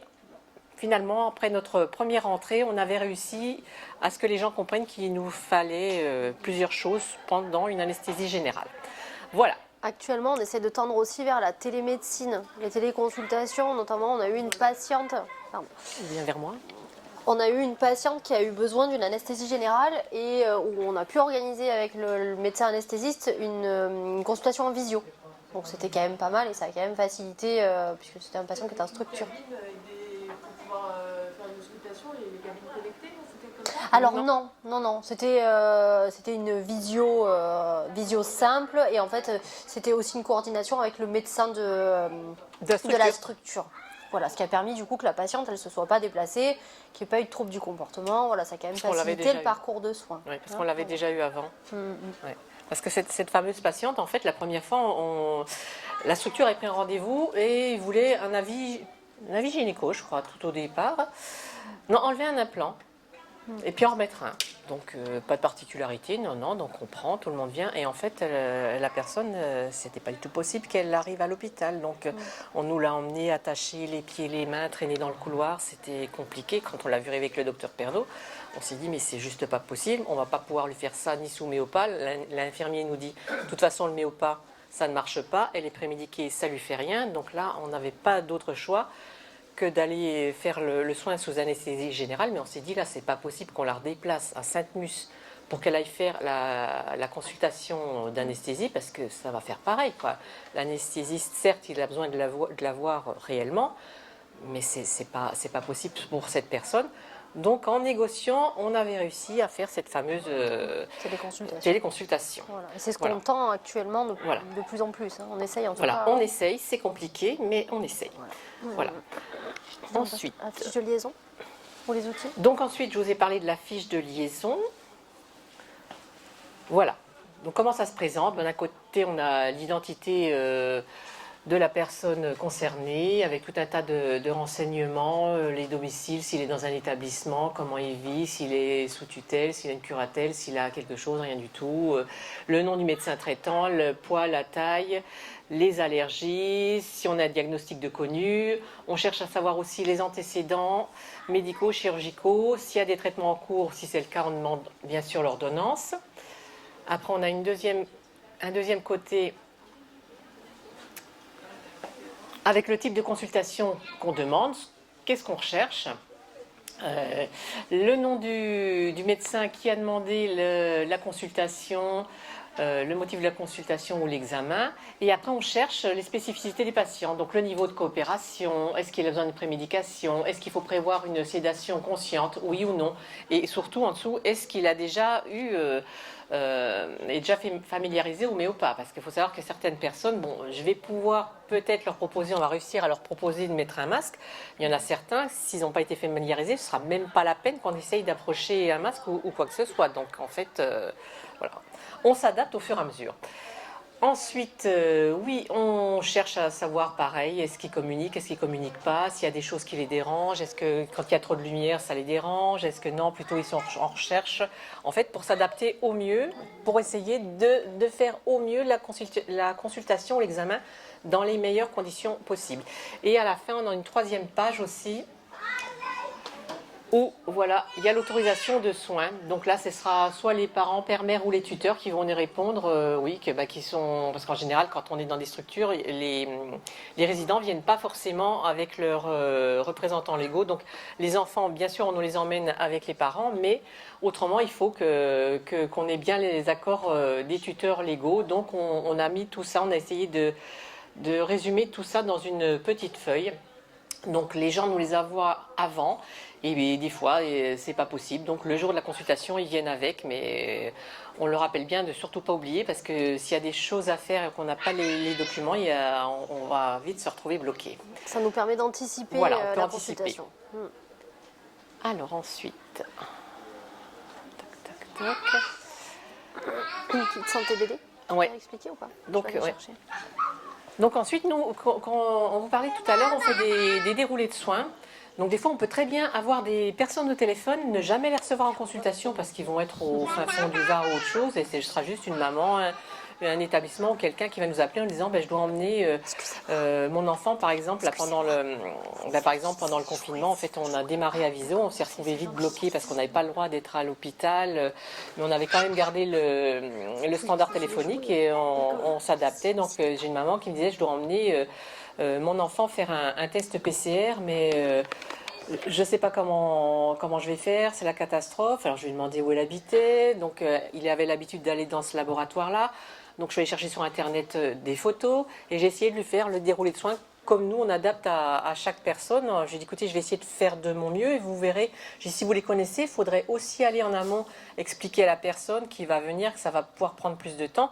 Et moi je lui ai fait juste son déroulé visuel. Voilà, tu vas aller là, tu vas voir telle personne qui connaissent, on va faire ça, on va mettre un coton-tige dans le lit. Voilà, donc des fois les gens on les voit pas forcément, mais on va leur offrir ce service-là quand même. On essaye de s'adapter. Après, j'en ai certains, on va nous dire, ça sert à rien, ils n'ont pas accès au picto ou ça va pas leur parler. Donc, en fait, on essaye de débrouiller les situations du mieux qu'on peut. Voilà. Et on utilise souvent, soit on fait des déroulés de soins, soit on utilise souvent, nous, je ne sais pas si vous connaissez, le site Santé BD. Parce c'est un site qu'on peut mettre sur les téléphones, les ordinateurs, et en fait on peut adapter, c'est gratuit, voilà, et on peut adapter pour chaque consultation. Donc là par exemple, c'est un petit garçon, donc on peut choisir sur notre téléphone, notre ordinateur, tiens on va parler de la douleur, donc on peut dire je suis un petit garçon, qu'est-ce que j'ai une particularité, je suis autiste, je suis pas autiste, et on adapte les consultations. Donc on peut faire ça avec les consultations médicales, les consultations dentaires, s'ils ont des examens à faire. Nous on travaille beaucoup avec la ressource santé BD. Donc soit on dit aux parents, il y a des enfants qui adorent, des ados aussi qui adorent avoir les téléphones et tout, donc on leur dit montrez-leur, fabriquez-leur le déroulé de soins, s'ils n'y arrivent pas on leur refait, et comme ça ils le visionnent directement sur le téléphone. Donc il y a certaines choses nous qu'on s'est sorties, qu'on a plastifiées. Par exemple le lundi quand je viens avec le dentiste faire les consultations dentaires, dans mon petit sac, comme souvent l'ordinateur ne fonctionne pas, j'ai imprimé les consultations dentaires, donc j'ai fait avec une petite fille, un petit garçon, une jeune fille, un jeune garçon, et avec, je soigne une carie, je me mets dans le fauteuil et on essaye de s'adapter au fur et à mesure. Donc on travaille beaucoup avec ça. On vous les fait passer là pour vous voyez. Est-ce que vous travaillez vous aussi avec ces... Et puis pas forcément qu'avec les personnes en situation de handicap, hein, même avec les neurotypiques, ça marche super bien. Hein. Parce que rien que de voir les choses et de les poser, ça permet de moins stresser. C'est des outils qui peuvent être utilisés notamment aussi avec les personnes qui ne sont pas francophones. Oui, tout à fait. Oui. C'est toutes les personnes non francophones ou qui ont un accès limité à la lecture ou à la compréhension. Ou même les personnes, oui.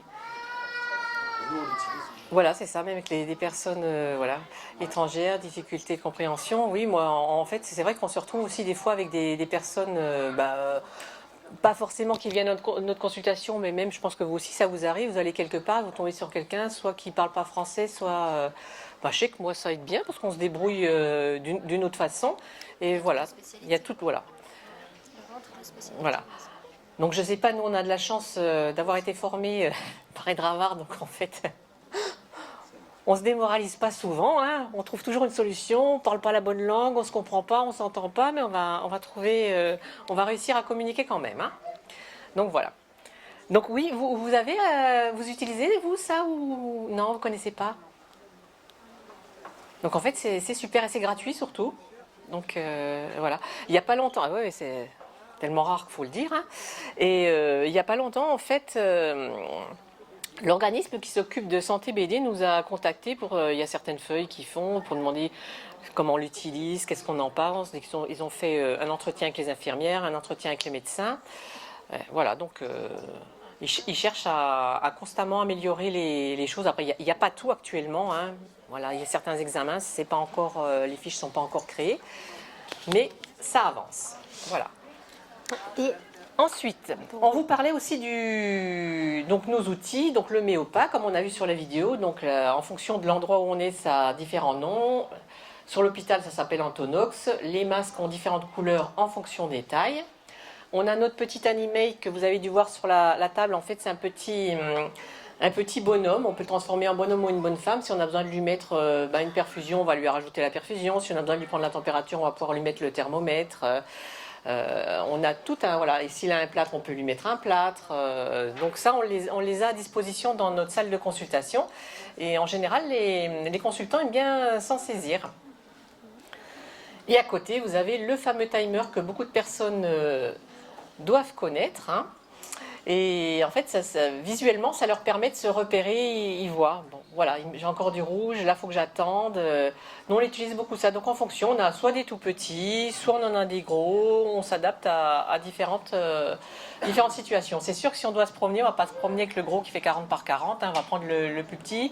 Ou alors, si on ne l'a pas, on va le mettre sur notre portable. Ou alors, on va avoir des petits sabliers aussi de différentes couleurs. Les renforçateurs. Voilà.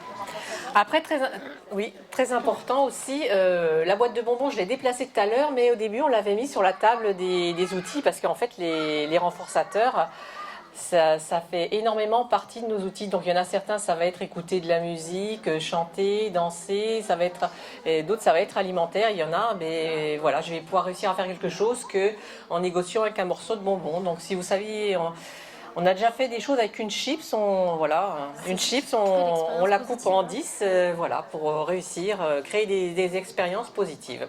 Mais je pense que ça aussi, vous faites aussi. Hein. Donc il y en a, l'alimentation non, mais j'en ai, ce sera que ça. Donc en fait, on s'adapte à leur renforçateur.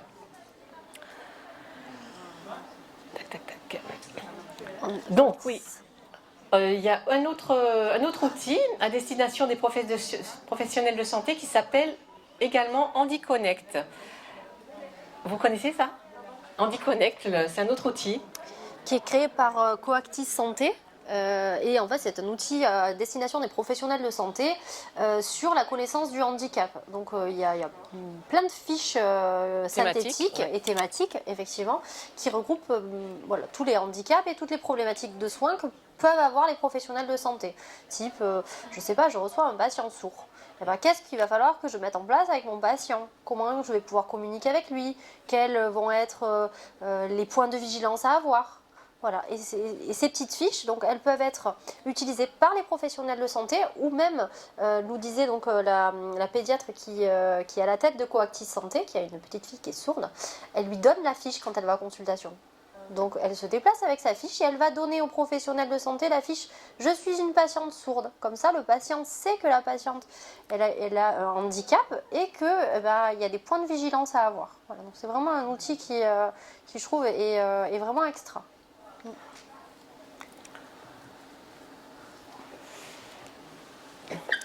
Donc, alors en effet, la réussite du soin, c'est un travail global et collaboratif qui passe avant tout par la connaissance de son patient, de son entourage, que ce soit le personnel, les professionnels de proximité, la connaissance du handicap, une anticipation, une préparation aux soins prodiguée afin de réduire les facteurs de stress, la prise en charge de la douleur et la création d'une expérience positive qui va permettre de revenir vers le soin. Voilà, en fait, si dans les premières fois on n'arrive pas à faire le soin, il faut juste qu'on réussisse à se mettre à créer une expérience positive, parce que là on sait que même voilà, il devait venir pour un bilan sanguin, je ne vais pas réussir, mais déjà il a réussi à rentrer dans la salle, il n'a pas eu peur comme on disait tout à l'heure. Oui, s'il commence à avoir peur dans les 30 premières secondes, ça va être compliqué. S'il faut qu'on le rentre à 4, on ne va pas se mentir, on va arriver à rien.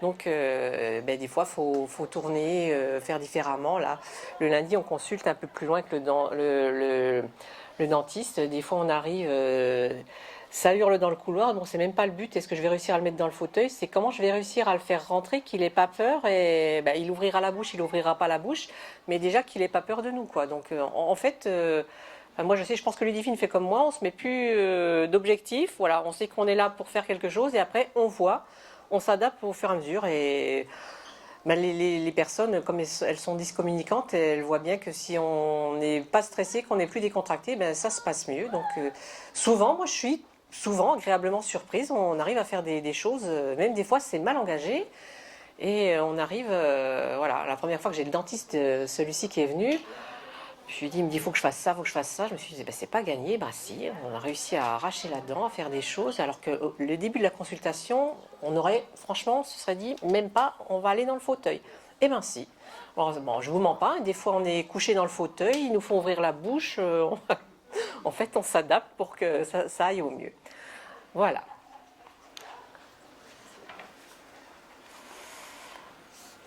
Alors, oui, on revient sur la...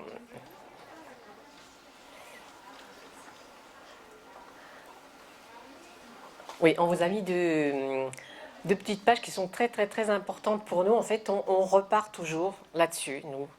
Dès qu'on a un trouble du comportement, on recherche en priorité une douleur chez les patients dyscommunicants. Enfin, qu'ils soient dyscommunicants ou pas, en fait, à la base, on recherche toujours une douleur. Et on s'est fait un petit résumé pour passer tout en revue et ne rien oublier. Donc on passe toutes les causes possibles en revue, on s'est fait un petit bonhomme, on peut avoir, où est-ce que je peux avoir des douleurs, je peux avoir des céphalées, ça peut être comme on disait tout à l'heure les otites, ça ne se voit pas forcément, des problèmes dentaires, mal à l'estomac, mal au dos, un problème de constipation, des coliques néphrétiques. En fait, on refait l'inventaire de tout ça pour voir est-ce que j'ai bien pensé avec le médecin à chaque point, j'ai rien oublié, est-ce que je peux avoir des mal aux pieds aussi, et après on se refait une checklist, voilà, on a la checklist, 6 points dans l'ordre, on cherche les douleurs somatiques, les douleurs psychiatriques, les douleurs aussi liées à la sexualité, les problèmes environnementaux, les problèmes relationnels et les problèmes qu'on peut avoir aussi liés aux compétences, et on essaye de se faire une petite synthèse de tout ça pour avoir une vision d'ensemble et voir ce qui ressort. Donc ça, c'est notre deuxième fiche où on s'est mis, on a toujours sous le coude aussi, les signes d'alerte. Voilà. D'un côté, on a les principaux signes directs d'appel ou d'alerte et les autres signes. En 2 colonnes, je vois pas bien de ce côté. Ouais, je vois plus bien. Non, c'est encore mieux. Donc voilà. Non. Voilà, déjà, modification du comportement, ça, En général, ça commence souvent par là. On nous dit, bah, tiens, il y a le jeune, il va pas bien, il y a quelque chose qui va pas. Qu'est-ce que ça veut dire? Eh bien, souvent, il y a une modification du comportement. Ou alors, elle n'a pas la même attitude, elle est figée, ou alors complètement agitée. Alors que d'habitude, ce n'est pas son état habituel. Donc même en période nocturne, ça peut être en période nocturne, le regard est différent, l'expression du visage est différente, il est plus souvent triste ou il est fermé, la personne se met en retrait, la gestuelle n'est plus la même. Comme on disait tout à l'heure, l'agressivité devient naturelle, ou alors il se tape, ou il tape les autres, ou alors il y a une nouvelle agressivité qu'on ne connaissait pas. Donc voilà, est-ce que c'est un nouveau trouble ou est-ce que ça signe quelque chose? On s'interroge à chaque fois là-dessus. Donc les autres signes d'appel direct, donc des pleurs, des cris, sans parole, il mange plus, il boit plus, il s'alimente plus. Au niveau du visage, il y a un rictus, on comprend plus, il parle peut-être un petit peu, on comprend moins bien, ça verbalise moins bien, la communication est altérée avec les autres personnes. Parfois, on peut aussi avoir, parce qu'on a mal, eh bien, on va se bloquer, donc ça va nous faire une petite cyanose, on va devenir un petit peu de bleu, on change de voix pour les personnes qui s'expriment. Du protocole de Doliprane. Oui, oui. Ou alors on les retrouve dans une position allongée ou alors une position antalgique particulière. Voilà, donc en fait, il y a tout un tas de petits signes qui nous disent, bon, il y a peut-être quelque chose. De toute façon, ce qu'on fait, nous, je pense que vous le faites aussi, systématiquement, dès qu'on a une suspicion de douleur, on commence par faire un protocole de Doliprane, au paracétamol, et on essaye. Voilà. On n'a pas trouvé, le médecin a tout éliminé, on a regardé, on a observé, on ne voit pas. On va faire un protocole antalgique et on voit si ça marche. Donc, comme le disait le docteur Saravan dans sa vidéo, là, quand il a fait l'ordonnance à la personne, il lui a dit, ben voilà, le Doliprane, on va lui donner en systématique pendant tant de temps. Parce que pourquoi? Ben, vous savez bien, si vous avez mal à la tête, vous vous dites, bon, bah, ça va passer. Et ben, quand j'ai vraiment mal à la tête et que je prends le comprimé, ben, avant que ça passe, ça met plus longtemps. Donc, en fait, il vaut mieux anticiper. Donc là, on suspecte une douleur.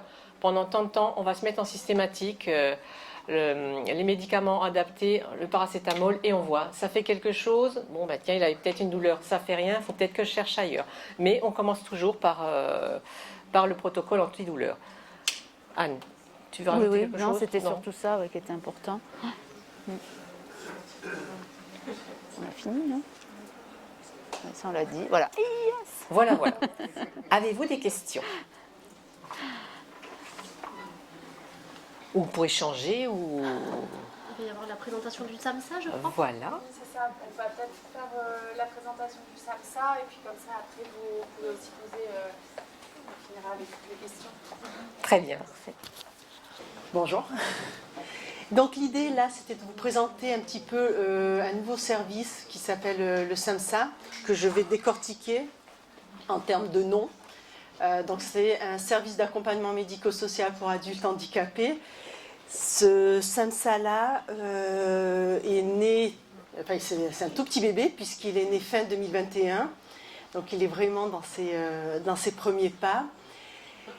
Le SAMSA répond à une demande qui a été exprimée via un appel à projet par l'ARS et le département, qui consiste en fait à mettre à disposition d'une personne toute une équipe pluridisciplinaire en vue de l'accompagner vers l'autonomie, ou en tout cas vers son projet, vers ses projets, quels qu'ils soient. Le SAMSA de l'ADAPT donc, a des places pour des personnes avec autisme, qui comprend donc en termes de compétences médecins, infirmiers, AES, je fais le tour des bureaux, AES, EduxP, Ergo, assistante sociale, psychomote, j'en oublie, neuropsy et psycho si je ne l'ai pas dit. Donc tout ce petit monde-là, l'idée c'est qu'ils mettent en transversal leurs compétences, vont rentrer en contact avec la personne qui est orientée sur notification MDPH, c'est sur une notification MDPH, vont essayer de comprendre un petit peu la situation de la personne, ses difficultés, mais surtout ses capacités, sur quoi elle va s'appuyer, les ressources qu'elle a, l'entourage, s'il y en a, que ce soit professionnel, que ce soit entourage familial, que ce soit entourage social, que ce soit entourage amical, quel qu'il soit. Et en fonction de tout ça, de ce qui nous est dit, de ce qu'on en comprend, on va construire ce qu'on appelle des axes d'accompagnement. Ces axes d'accompagnement peuvent toucher n'importe quel domaine. Ça peut être la situation administrative et budgétaire, ça peut être bien évidemment toute la gestion du parcours médical, ça peut être je sais pas, l'accompagnement à la parentalité, ça peut être apprendre à vivre avec mes voisins. Enfin, tout ce que vous pouvez imaginer, le SAMHSA peut accompagner la démarche. Le SAMHSA n'est pas dans le faire, c'est-à-dire que, par exemple, l'infirmière du SAMHSA ne va pas obligatoirement accompagner la toilette le matin, ce n'est pas son job. Mais par contre, s'il y a un besoin identifié par rapport à ça, elle va, avec la personne, déjà chercher son adhésion et ensuite mettre en place la ressource nécessaire parce que le SAMHSA travaille à sa propre mort. L'idée, c'est que on nous dise qu'on est bien sympa et tout ça, mais qu'on ne veut plus nous voir, quoi. Qu'il n'y a plus besoin. C'est l'objectif ultime, il est là. La particularité de ce SAMHSA-là, ne me demandez pas pourquoi, mais c'est comme ça. Aujourd'hui, est amené à intervenir. Alors pour ceux qui ont la vision géographique du Var, on va faire un sourire, c'est-à-dire qu'on part grosso modo de Fréjus, on fait toutes les communautés de communes qui sont sur le littoral, donc jusqu'à Saint-Cyr, etc. Et on fait une petite remontée, donc c'est ça le sourire, on fait une petite remontée sur l'ouest. Sur l'ouest du département, c'est-à-dire jusqu'à Pourrières, Saint-Max, enfin vous voyez, voilà, on remonte un petit peu sur ce côté-là. Le SAMHSA, donc, comme je vous disais, est un bébé. Donc on a commencé à accueillir certaines personnes qui ont été orientées, enfin, soit qui ont été orientées par MDPH, soit qu'on a connues par divers chemins et qu'on a accompagnées vers une demande de notification MDPH. La construction de l'équipe se fait également progressivement, donc appel à la population, si vous connaissez des professionnels, médecins par exemple, qui veut travailler avec nous, il y a une super équipe dans un super environnement, on reçoit avec plaisir. L'idée du SAMHSA aussi, c'est bien évidemment de ne pas travailler tout seul dans son coin. C'est même le B à bas, c'est de travailler en lien avec tout le monde. Que ce soit le secteur dit spécialisé, que ce soit le sanitaire, que ce soit le droit commun, et j'allais dire d'autant plus parce qu'on ne sera pas là tout le temps. Donc il ne faut pas créer une dépendance au SAMHSA, il faut créer une autonomie, avec les outils qui sont, ça peut être la PCH, ça peut être l'entourage, ça peut être... qu'est-ce que j'ai pas dit? Combien de personnes vous accueillez? Alors, on a une autorisation pour 30 places, dont 5 places en file active, c'est-à-dire grosso modo une quarantaine de personnes. File active, ça veut dire quoi? Ça veut dire qu'à des moments donnés, c'est le propre de tous les parcours, hein. Des fois, il y a des besoins intensifs, c'est-à-dire que on va voir la personne 3, 4, 10 fois par semaine s'il y a des besoins. Et à des moments donnés, il y a un peu moins de besoins, on la voit un petit peu moins. Je le fais effectivement encore avec mes guillemets, mais plutôt que cette personne-là qu'on voit finalement peut-être qu'une fois, je sais pas moi, tous les 15 jours, occupe une place, on peut occuper cette place-là avec plusieurs personnes parce que on a cette disponibilité du coup de fait et d'accompagner un peu plus de personnes. À partir de quel âge? Alors, on est sur le secteur adulte. Donc, en théorie, vous savez que c'est 20-60, sauf que le 60, on peut progressivement l'oublier un petit peu. Je ne suis pas sûre qu'on ait obligatoirement des premiers diagnostics aux alentours des 60, mais en théorie, voilà, on peut aller au-delà.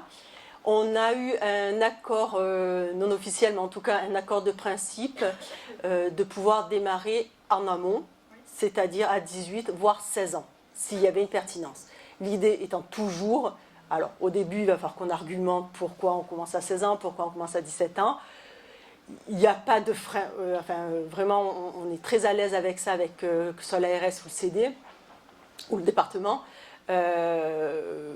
que l'évaluation et la pertinence, oui, on va donner l'information, mais il n'y a pas de souci, parce que l'idée principale, non, l'idée aussi dans le SAMHSA, et ce qui ancre, à mon avis, la philosophie des SAMHSA, c'est bien la notion de parcours, c'est-à-dire que si on veut éviter les ruptures de parcours, donc si la personne elle a 16 ans et 1 mois, et il y a quelque chose qui n'arrive pas à se mettre en place, ah ben vous attendez d'avoir 20 ans, puis manque de peau, il y a une liste d'attente d'1 an, allez hop, vous attendez vos 21 ans, on va perdre la personne. Ou alors on va repartir de très loin alors qu'on aurait pu éviter cette espèce de grand blanc. C'est aussi l'histoire, quand je parlais de maillage, c'est l'histoire, j'ai 16-17 ans, je prépare ma sortie par exemple d'un IME, il y a des projets, il y a des potentiels, mais si on fait le maillage à ce moment-là, on a tout gagné. Donc a priori, bon, peut-être pas à 12 ans, mais voilà, a priori on peut envisager ça plutôt. Comme il y a une notification MDPH, ça nécessite que la MDPH accorde Exactement. la notification Oui. Alors, pareil, c'est une histoire après, ce que j'appelle moi la souplesse de l'intelligence et l'intelligence de la souplesse. Si on sait dire le pourquoi du comment, honnêtement, enfin, moi je ne trouve pas que dans le Var, on ait des difficultés de discussion avec la MDPH quand on a une logique par rapport à ça et une transparence par rapport à ça.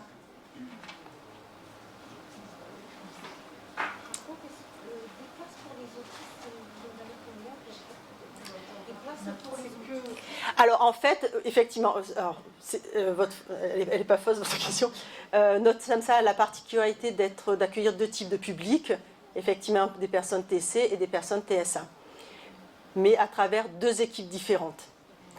C'est vrai que là j'ai ciblé sur les personnes avec TSA. Donc les places sont fléchées, d'accord. Donc sur le SAMHSA TC, cérébrolésion, pardon. Sur les places cérébrolésion, on a 25 places. Sur les personnes TSA, donc les fameuses 30 places, dont 5 en file active.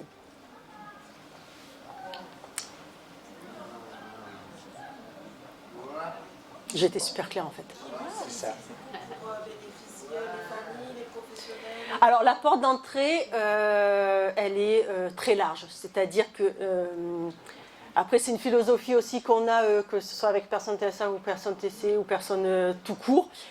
Quelqu'un qui téléphone, on y répond, on lui dit pas d'aller voir un MDPH et de revenir nous voir après. Donc on est interpellé, ça peut être par des structures associatives, ça peut être par des associations tutélaires, ça peut être par des professionnels, quels qu'ils soient, médecins, kinés, je ne sais pas, ou directement via la MDPH qui a identifié un besoin. Après, le lien, je parlais de maillage aussi, le lien qu'on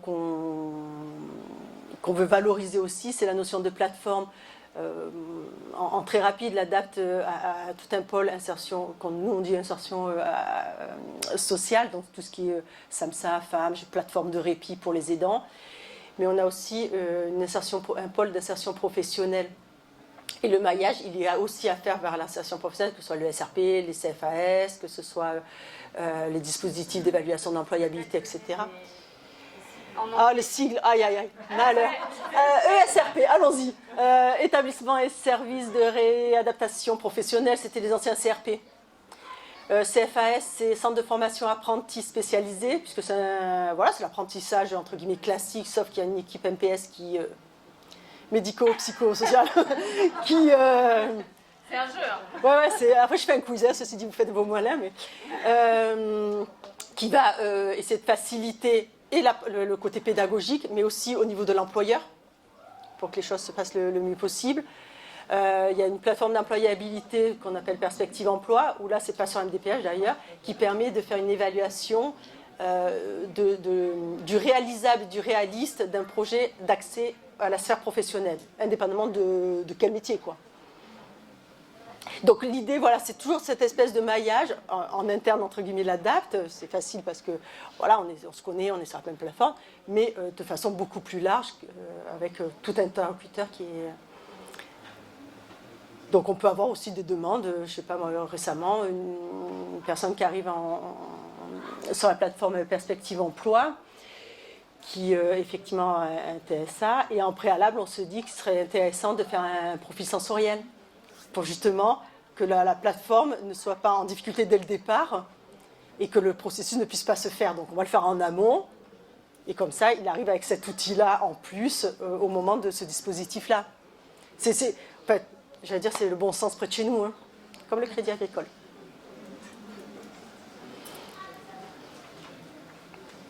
Je ne sais pas s'il y a d'autres questions. Éventuellement sur les outils, hein, les infirmières sont toujours là, le docteur Perlot aussi. Bah, elle mange. Elle mange, oui.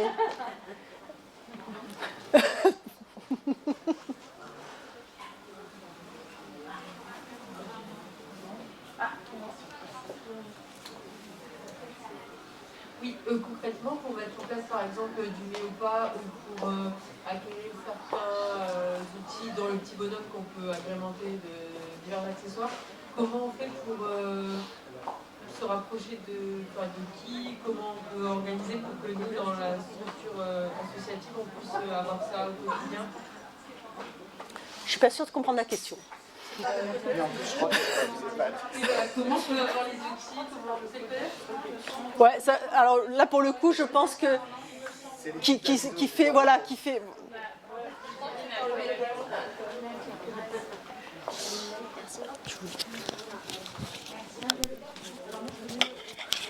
Du coup, pour avoir les outils, quels outils vous vouliez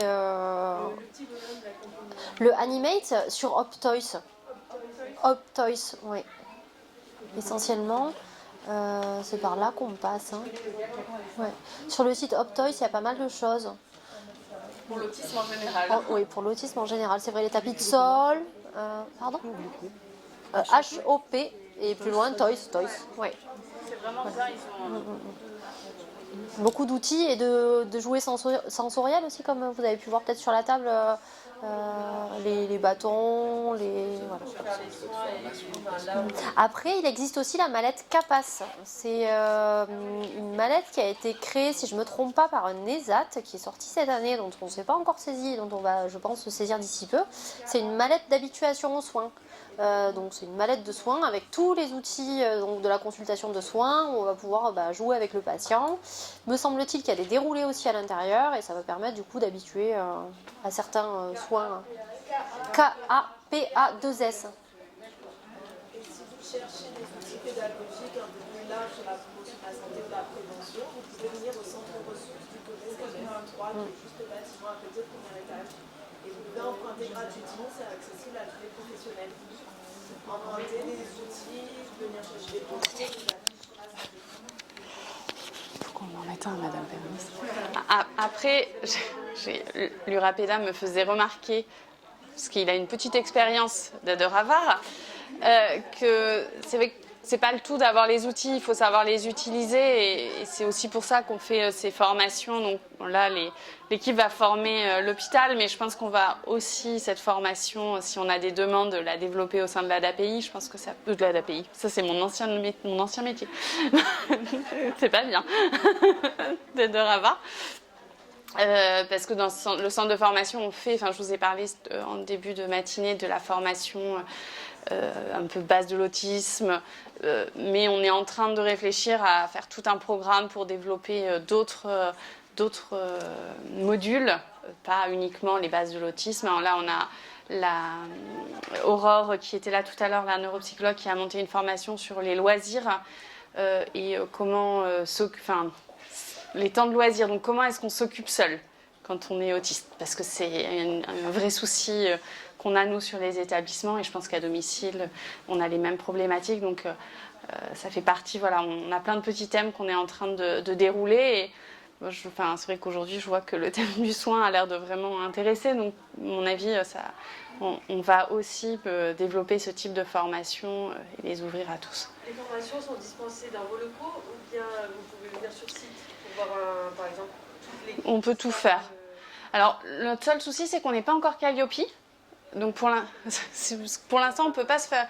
Quand vous faites des formations chez nous, vous ne pouvez pas vous faire rembourser par dans le cadre du plan de formation. Donc, alors pour l'instant, c'est vrai qu'on n'est pas on fait pas payer très très cher nos formations, donc normalement ça devrait, on est à 50 € par jour et par personne, donc bon, c'est pas très onéreux, et encore quand vous me faites les yeux doux, des fois je cède un peu facilement.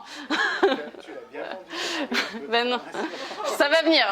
En fait, quand on sera Calliope, là, je pourrais vraiment être un peu mieux. Mais bon, nous, l'idée, en fait, l'association, ce qu'elle veut, c'est vraiment que les personnes avec autisme soient le mieux accompagnées possible. Donc, on n'est pas là pour se faire vraiment de l'argent, même si on en a besoin pour fonctionner et pour pouvoir faire toutes les interventions qu'on fait. Donc, c'est des équilibres. Et puis, comme on travaille en partenariat, s'il y a des besoins dans des structures, comme le CODES est référencé. Oui, c'est ça, on a commencé à en parler. On est en train de voir pour pouvoir dispenser la certification autiste. On va déposer un dossier pour pouvoir dispenser cette formation, qui est une formation nationale de certification à l'accompagnement des personnes avec autisme, et en partenariat avec le CODES pour profiter de leurs compétences, parce qu'on leur a prévu des modules aussi pour eux dedans, et de leur agrément Calliope. Est-ce que vous avez encore d'autres questions ? Sinon, je vais laisser Madame Pernis clôturer. Merci à tous, famille, professionnels, amis et public de toute origine, qui vous avez fait l'honneur de votre présence. Merci aux intervenants, dont les interventions fort intéressantes ont montré et mis en évidence la qualité du travail et leur grande implication. Merci aussi, aussi à tout seigneur, tout honneur, au centre hospitalier de Toulon, qui accueille aujourd'hui cette manifestation à l'occasion de la Journée mondiale de l'autisme. Et on va donner quelques prix, quelques satisfecit, parce que c'est vrai que à Viso, c'est la réussite d'un partenariat tripartite qui est assez original, je crois qu'il est innovateur, je ne sais pas si ce n'est pas le seul. Je dirais au moins dans le département, dans la région, peut-être au plan national, avec une mixité institutionnelle qui est bien construite, avec des partenaires de qualité, il faut le dire, et où l'entente s'est bien nouée parce que les partenaires se sont choisis. Voilà. Contentement aussi de voir le progrès social que représente la prise en compte de la santé des personnes avec handicap les plus dépendantes et qui sont d'un abord complexe. C'est, je pense, cette expérience et cette volonté qui contribuera également à mieux prendre en compte la santé du public ordinaire, la santé des populations. Car c'est un modèle qui vraiment remet au centre de la relation de soins, la relation avec le patient, l'empathie, le respect de l'autre et la prise en compte de ses priorités. C'est vrai, ça réinstaure une relation d'équivalence qu'on a souvent perdue dans la relation de soins en milieu ordinaire, si je puis dire. Voilà, donc contentement aussi égoïste de saluer au travers de cette journée symbolique l'action des associations militantes, dont Edravar fait partie, associations de famille. Alors, il y a des petites associations comme Edravar, Autisme Solidarité, la Maison Bleue, qui n'est pas parmi nous aujourd'hui, qui ont réussi à faire bouger les lignes avec de très petits moyens. Donc, c'est un peu l'image des petits insectes qui portent sur leur dos des poids, des charges parfois beaucoup plus lourdes qu'elles, 10 à 100 fois leur poids, mais qui arrivent parfois à construire des montagnes. Voilà. Merci à l'ADAPT d'être venu présenter son dispositif qui vient au secours de familles avec la problématique des adultes en particulier qui sont sans solution. Voilà. L'appui aux familles, c'est vraiment l'ambition d'Edra. C'est un de ces brins d'ADN essentiels. C'est à partir de cela que l'association s'est bâtie, sur la base de l'échange, l'écoute, la prise en compte des besoins des familles et également l'écoute non seulement des personnes, bien sûr, la prise en compte de leurs besoins, mais également l'écoute des progrès probants en dehors de tout dogmatisme. qu'il soit médical ou institutionnel. Voilà. Donc voilà, nous vous remercions de cette journée, nous espérons que vous nous suivrez à l'occasion de nouveaux développements, parce que je pense que les projets, il y en a encore beaucoup, de nombreux. Voilà, on n'est qu'au début du semis. Juste un petit focal sur un prolongement d'Aviso. Enfin, vous l'avez compris, je connais bien le dispositif pour avoir travaillé à EDRA pendant des années. Là, je travaille à l'Urapeda, donc, qui accompagne des personnes sourdes et malentendantes. Et on est en train de construire avec l'ARS, la région PACA et bien évidemment Aviso un prolongement, ou en tout cas moi je parlerai plutôt de porte d'entrée sur ce dispositif Aviso pour les personnes sourdes signantes. C'est-à-dire sourdes mais qui n'ont comme moyen de communication que la langue des signes. Sachant que, moi je le dis souvent à titre de plaisanterie, la charte des droits et libertés, la charte du patient, pardon, hospitalisé à l'hôpital Sainte-Musse, elle est traduite en anglais. Voilà, je vous laisse avec cette réflexion-là. Non, après, il y a une écoute quand même qui a été facilitée aussi par le travail d'EDRA avec Aviso sur cet hôpital. Le but étant de rendre une partie d'Aviso accessible en langue des signes française. Mais il y a suffisamment de besoins au niveau des personnes très démunies. Là, l'idée, c'est vraiment dans le côté inclusif que tu soulevais tout à l'heure. C'est-à-dire que l'idée, ça serait vraiment de profiter de l'implantation du réseau pour permettre aux personnes sourdes signantes d'accéder à la santé, quoi. Puisque ce que vous avez vu tout à l'heure au niveau des personnes autistes, c'est un petit peu la même chose au niveau des personnes qui sont en LSF, quoi. C'est-à-dire que le renoncement aux soins, la non-observance des traitements, les examens par mauvaise compréhension ou parce que, au bout d'un moment, comme ces familles qui à chaque fois se voient refuser l'accès aux soins, moi j'ai des tas d'anecdotes de personnes qui ont pu être accueillies très dernièrement là, dans un hôpital, une maman sourde, signante, ils ont pris son gamin qu'elle a amené aux urgences et en fait elle n'a absolument pas su du début à la fin quel a été le parcours de soins de son enfant. Mais parce que, enfin, c'est pas une mauvaise volonté des établissements de santé. On a parlé de formation, d'acculturation du monde médical, enfin, toutes ces choses-là. Donc on est partenaire et on travaille sur cet accès aux soins de façon globale, mais avec cette focale particulière de la LSF, quoi. Et on ne désespère pas. On a déjà la région PACA qui a financé une partie de ce dispositif en lien avec le CODES, avec qui on travaille depuis pas mal de temps. Et on attend la réponse de l'ARS pour pouvoir entamer les choses, quoi. Mais nous, on sera peut-être là pas longtemps pour pas emboliser. Mais par contre, c'est vrai que l'accès aux soins pour les personnes qui utilisent uniquement la LSF, c'est juste... au moins aussi complexe que d'autres situations de handicap.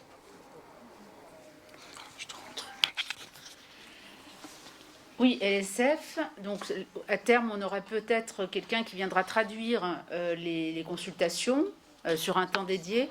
Oui, voilà, c'est ça. Le projet c'est celui-là, après avec une orientation vers les services classiques de l'hôpital, de faire un aiguillage, la consultation de médecine générale qui est...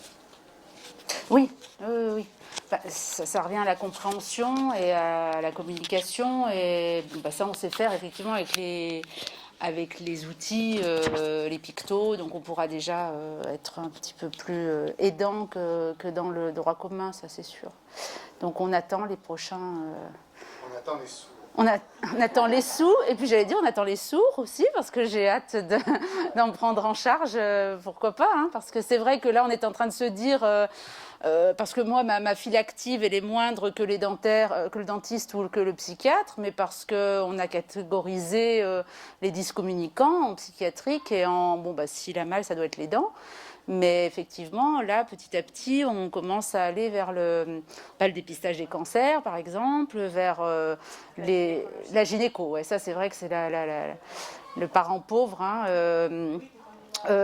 J'ai enlevé un stérilet à une jeune femme de, je sais plus où, de Draguignan, voilà, qui avait déjà fait 2 gynécos, quoi. Comment on peut en arriver là?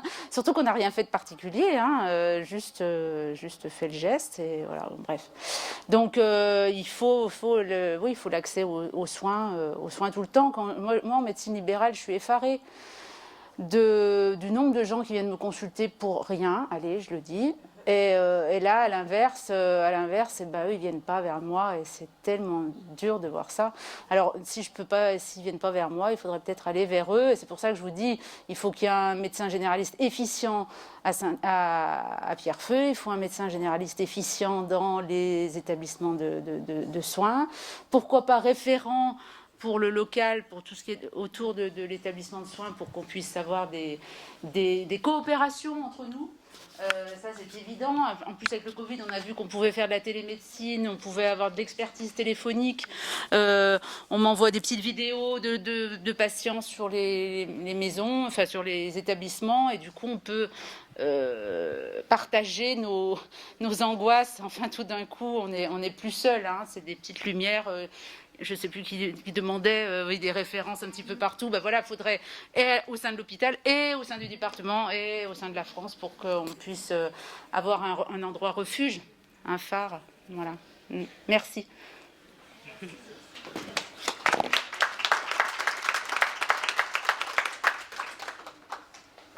juste dire au revoir. Merci à tous d'être venus. Merci beaucoup aux intervenants pour les interventions, mais aussi toute la préparation qu'il y a eu avant, parce qu'il y a eu un peu de travail quand même en amont. Il y a encore plein de projets pour Aviso. Dans nos prochains rendez-vous, donc je vous ai parlé de nos 20 ans, le 4 juin à la Castille. Et pour ce qui est de l'accès aux soins, je crois que c'est en octobre ou en novembre qu'on fait un événement sur l'hôpital. Une deuxième formation pour les professionnels hospitaliers le 11 octobre. Oui, et il y a aussi dans les locaux de l'hôpital, on avait parlé en novembre, voilà. On fera une sur la semaine du handicap, je crois que c'est ça. On fera une semaine entière à l'hôpital avec des stands, des animations, peut-être on refera une conférence, voilà. Donc on aura l'occasion de se revoir, j'espère. En tout cas, merci à tous et à bientôt. Je vous souhaite un bon week-end.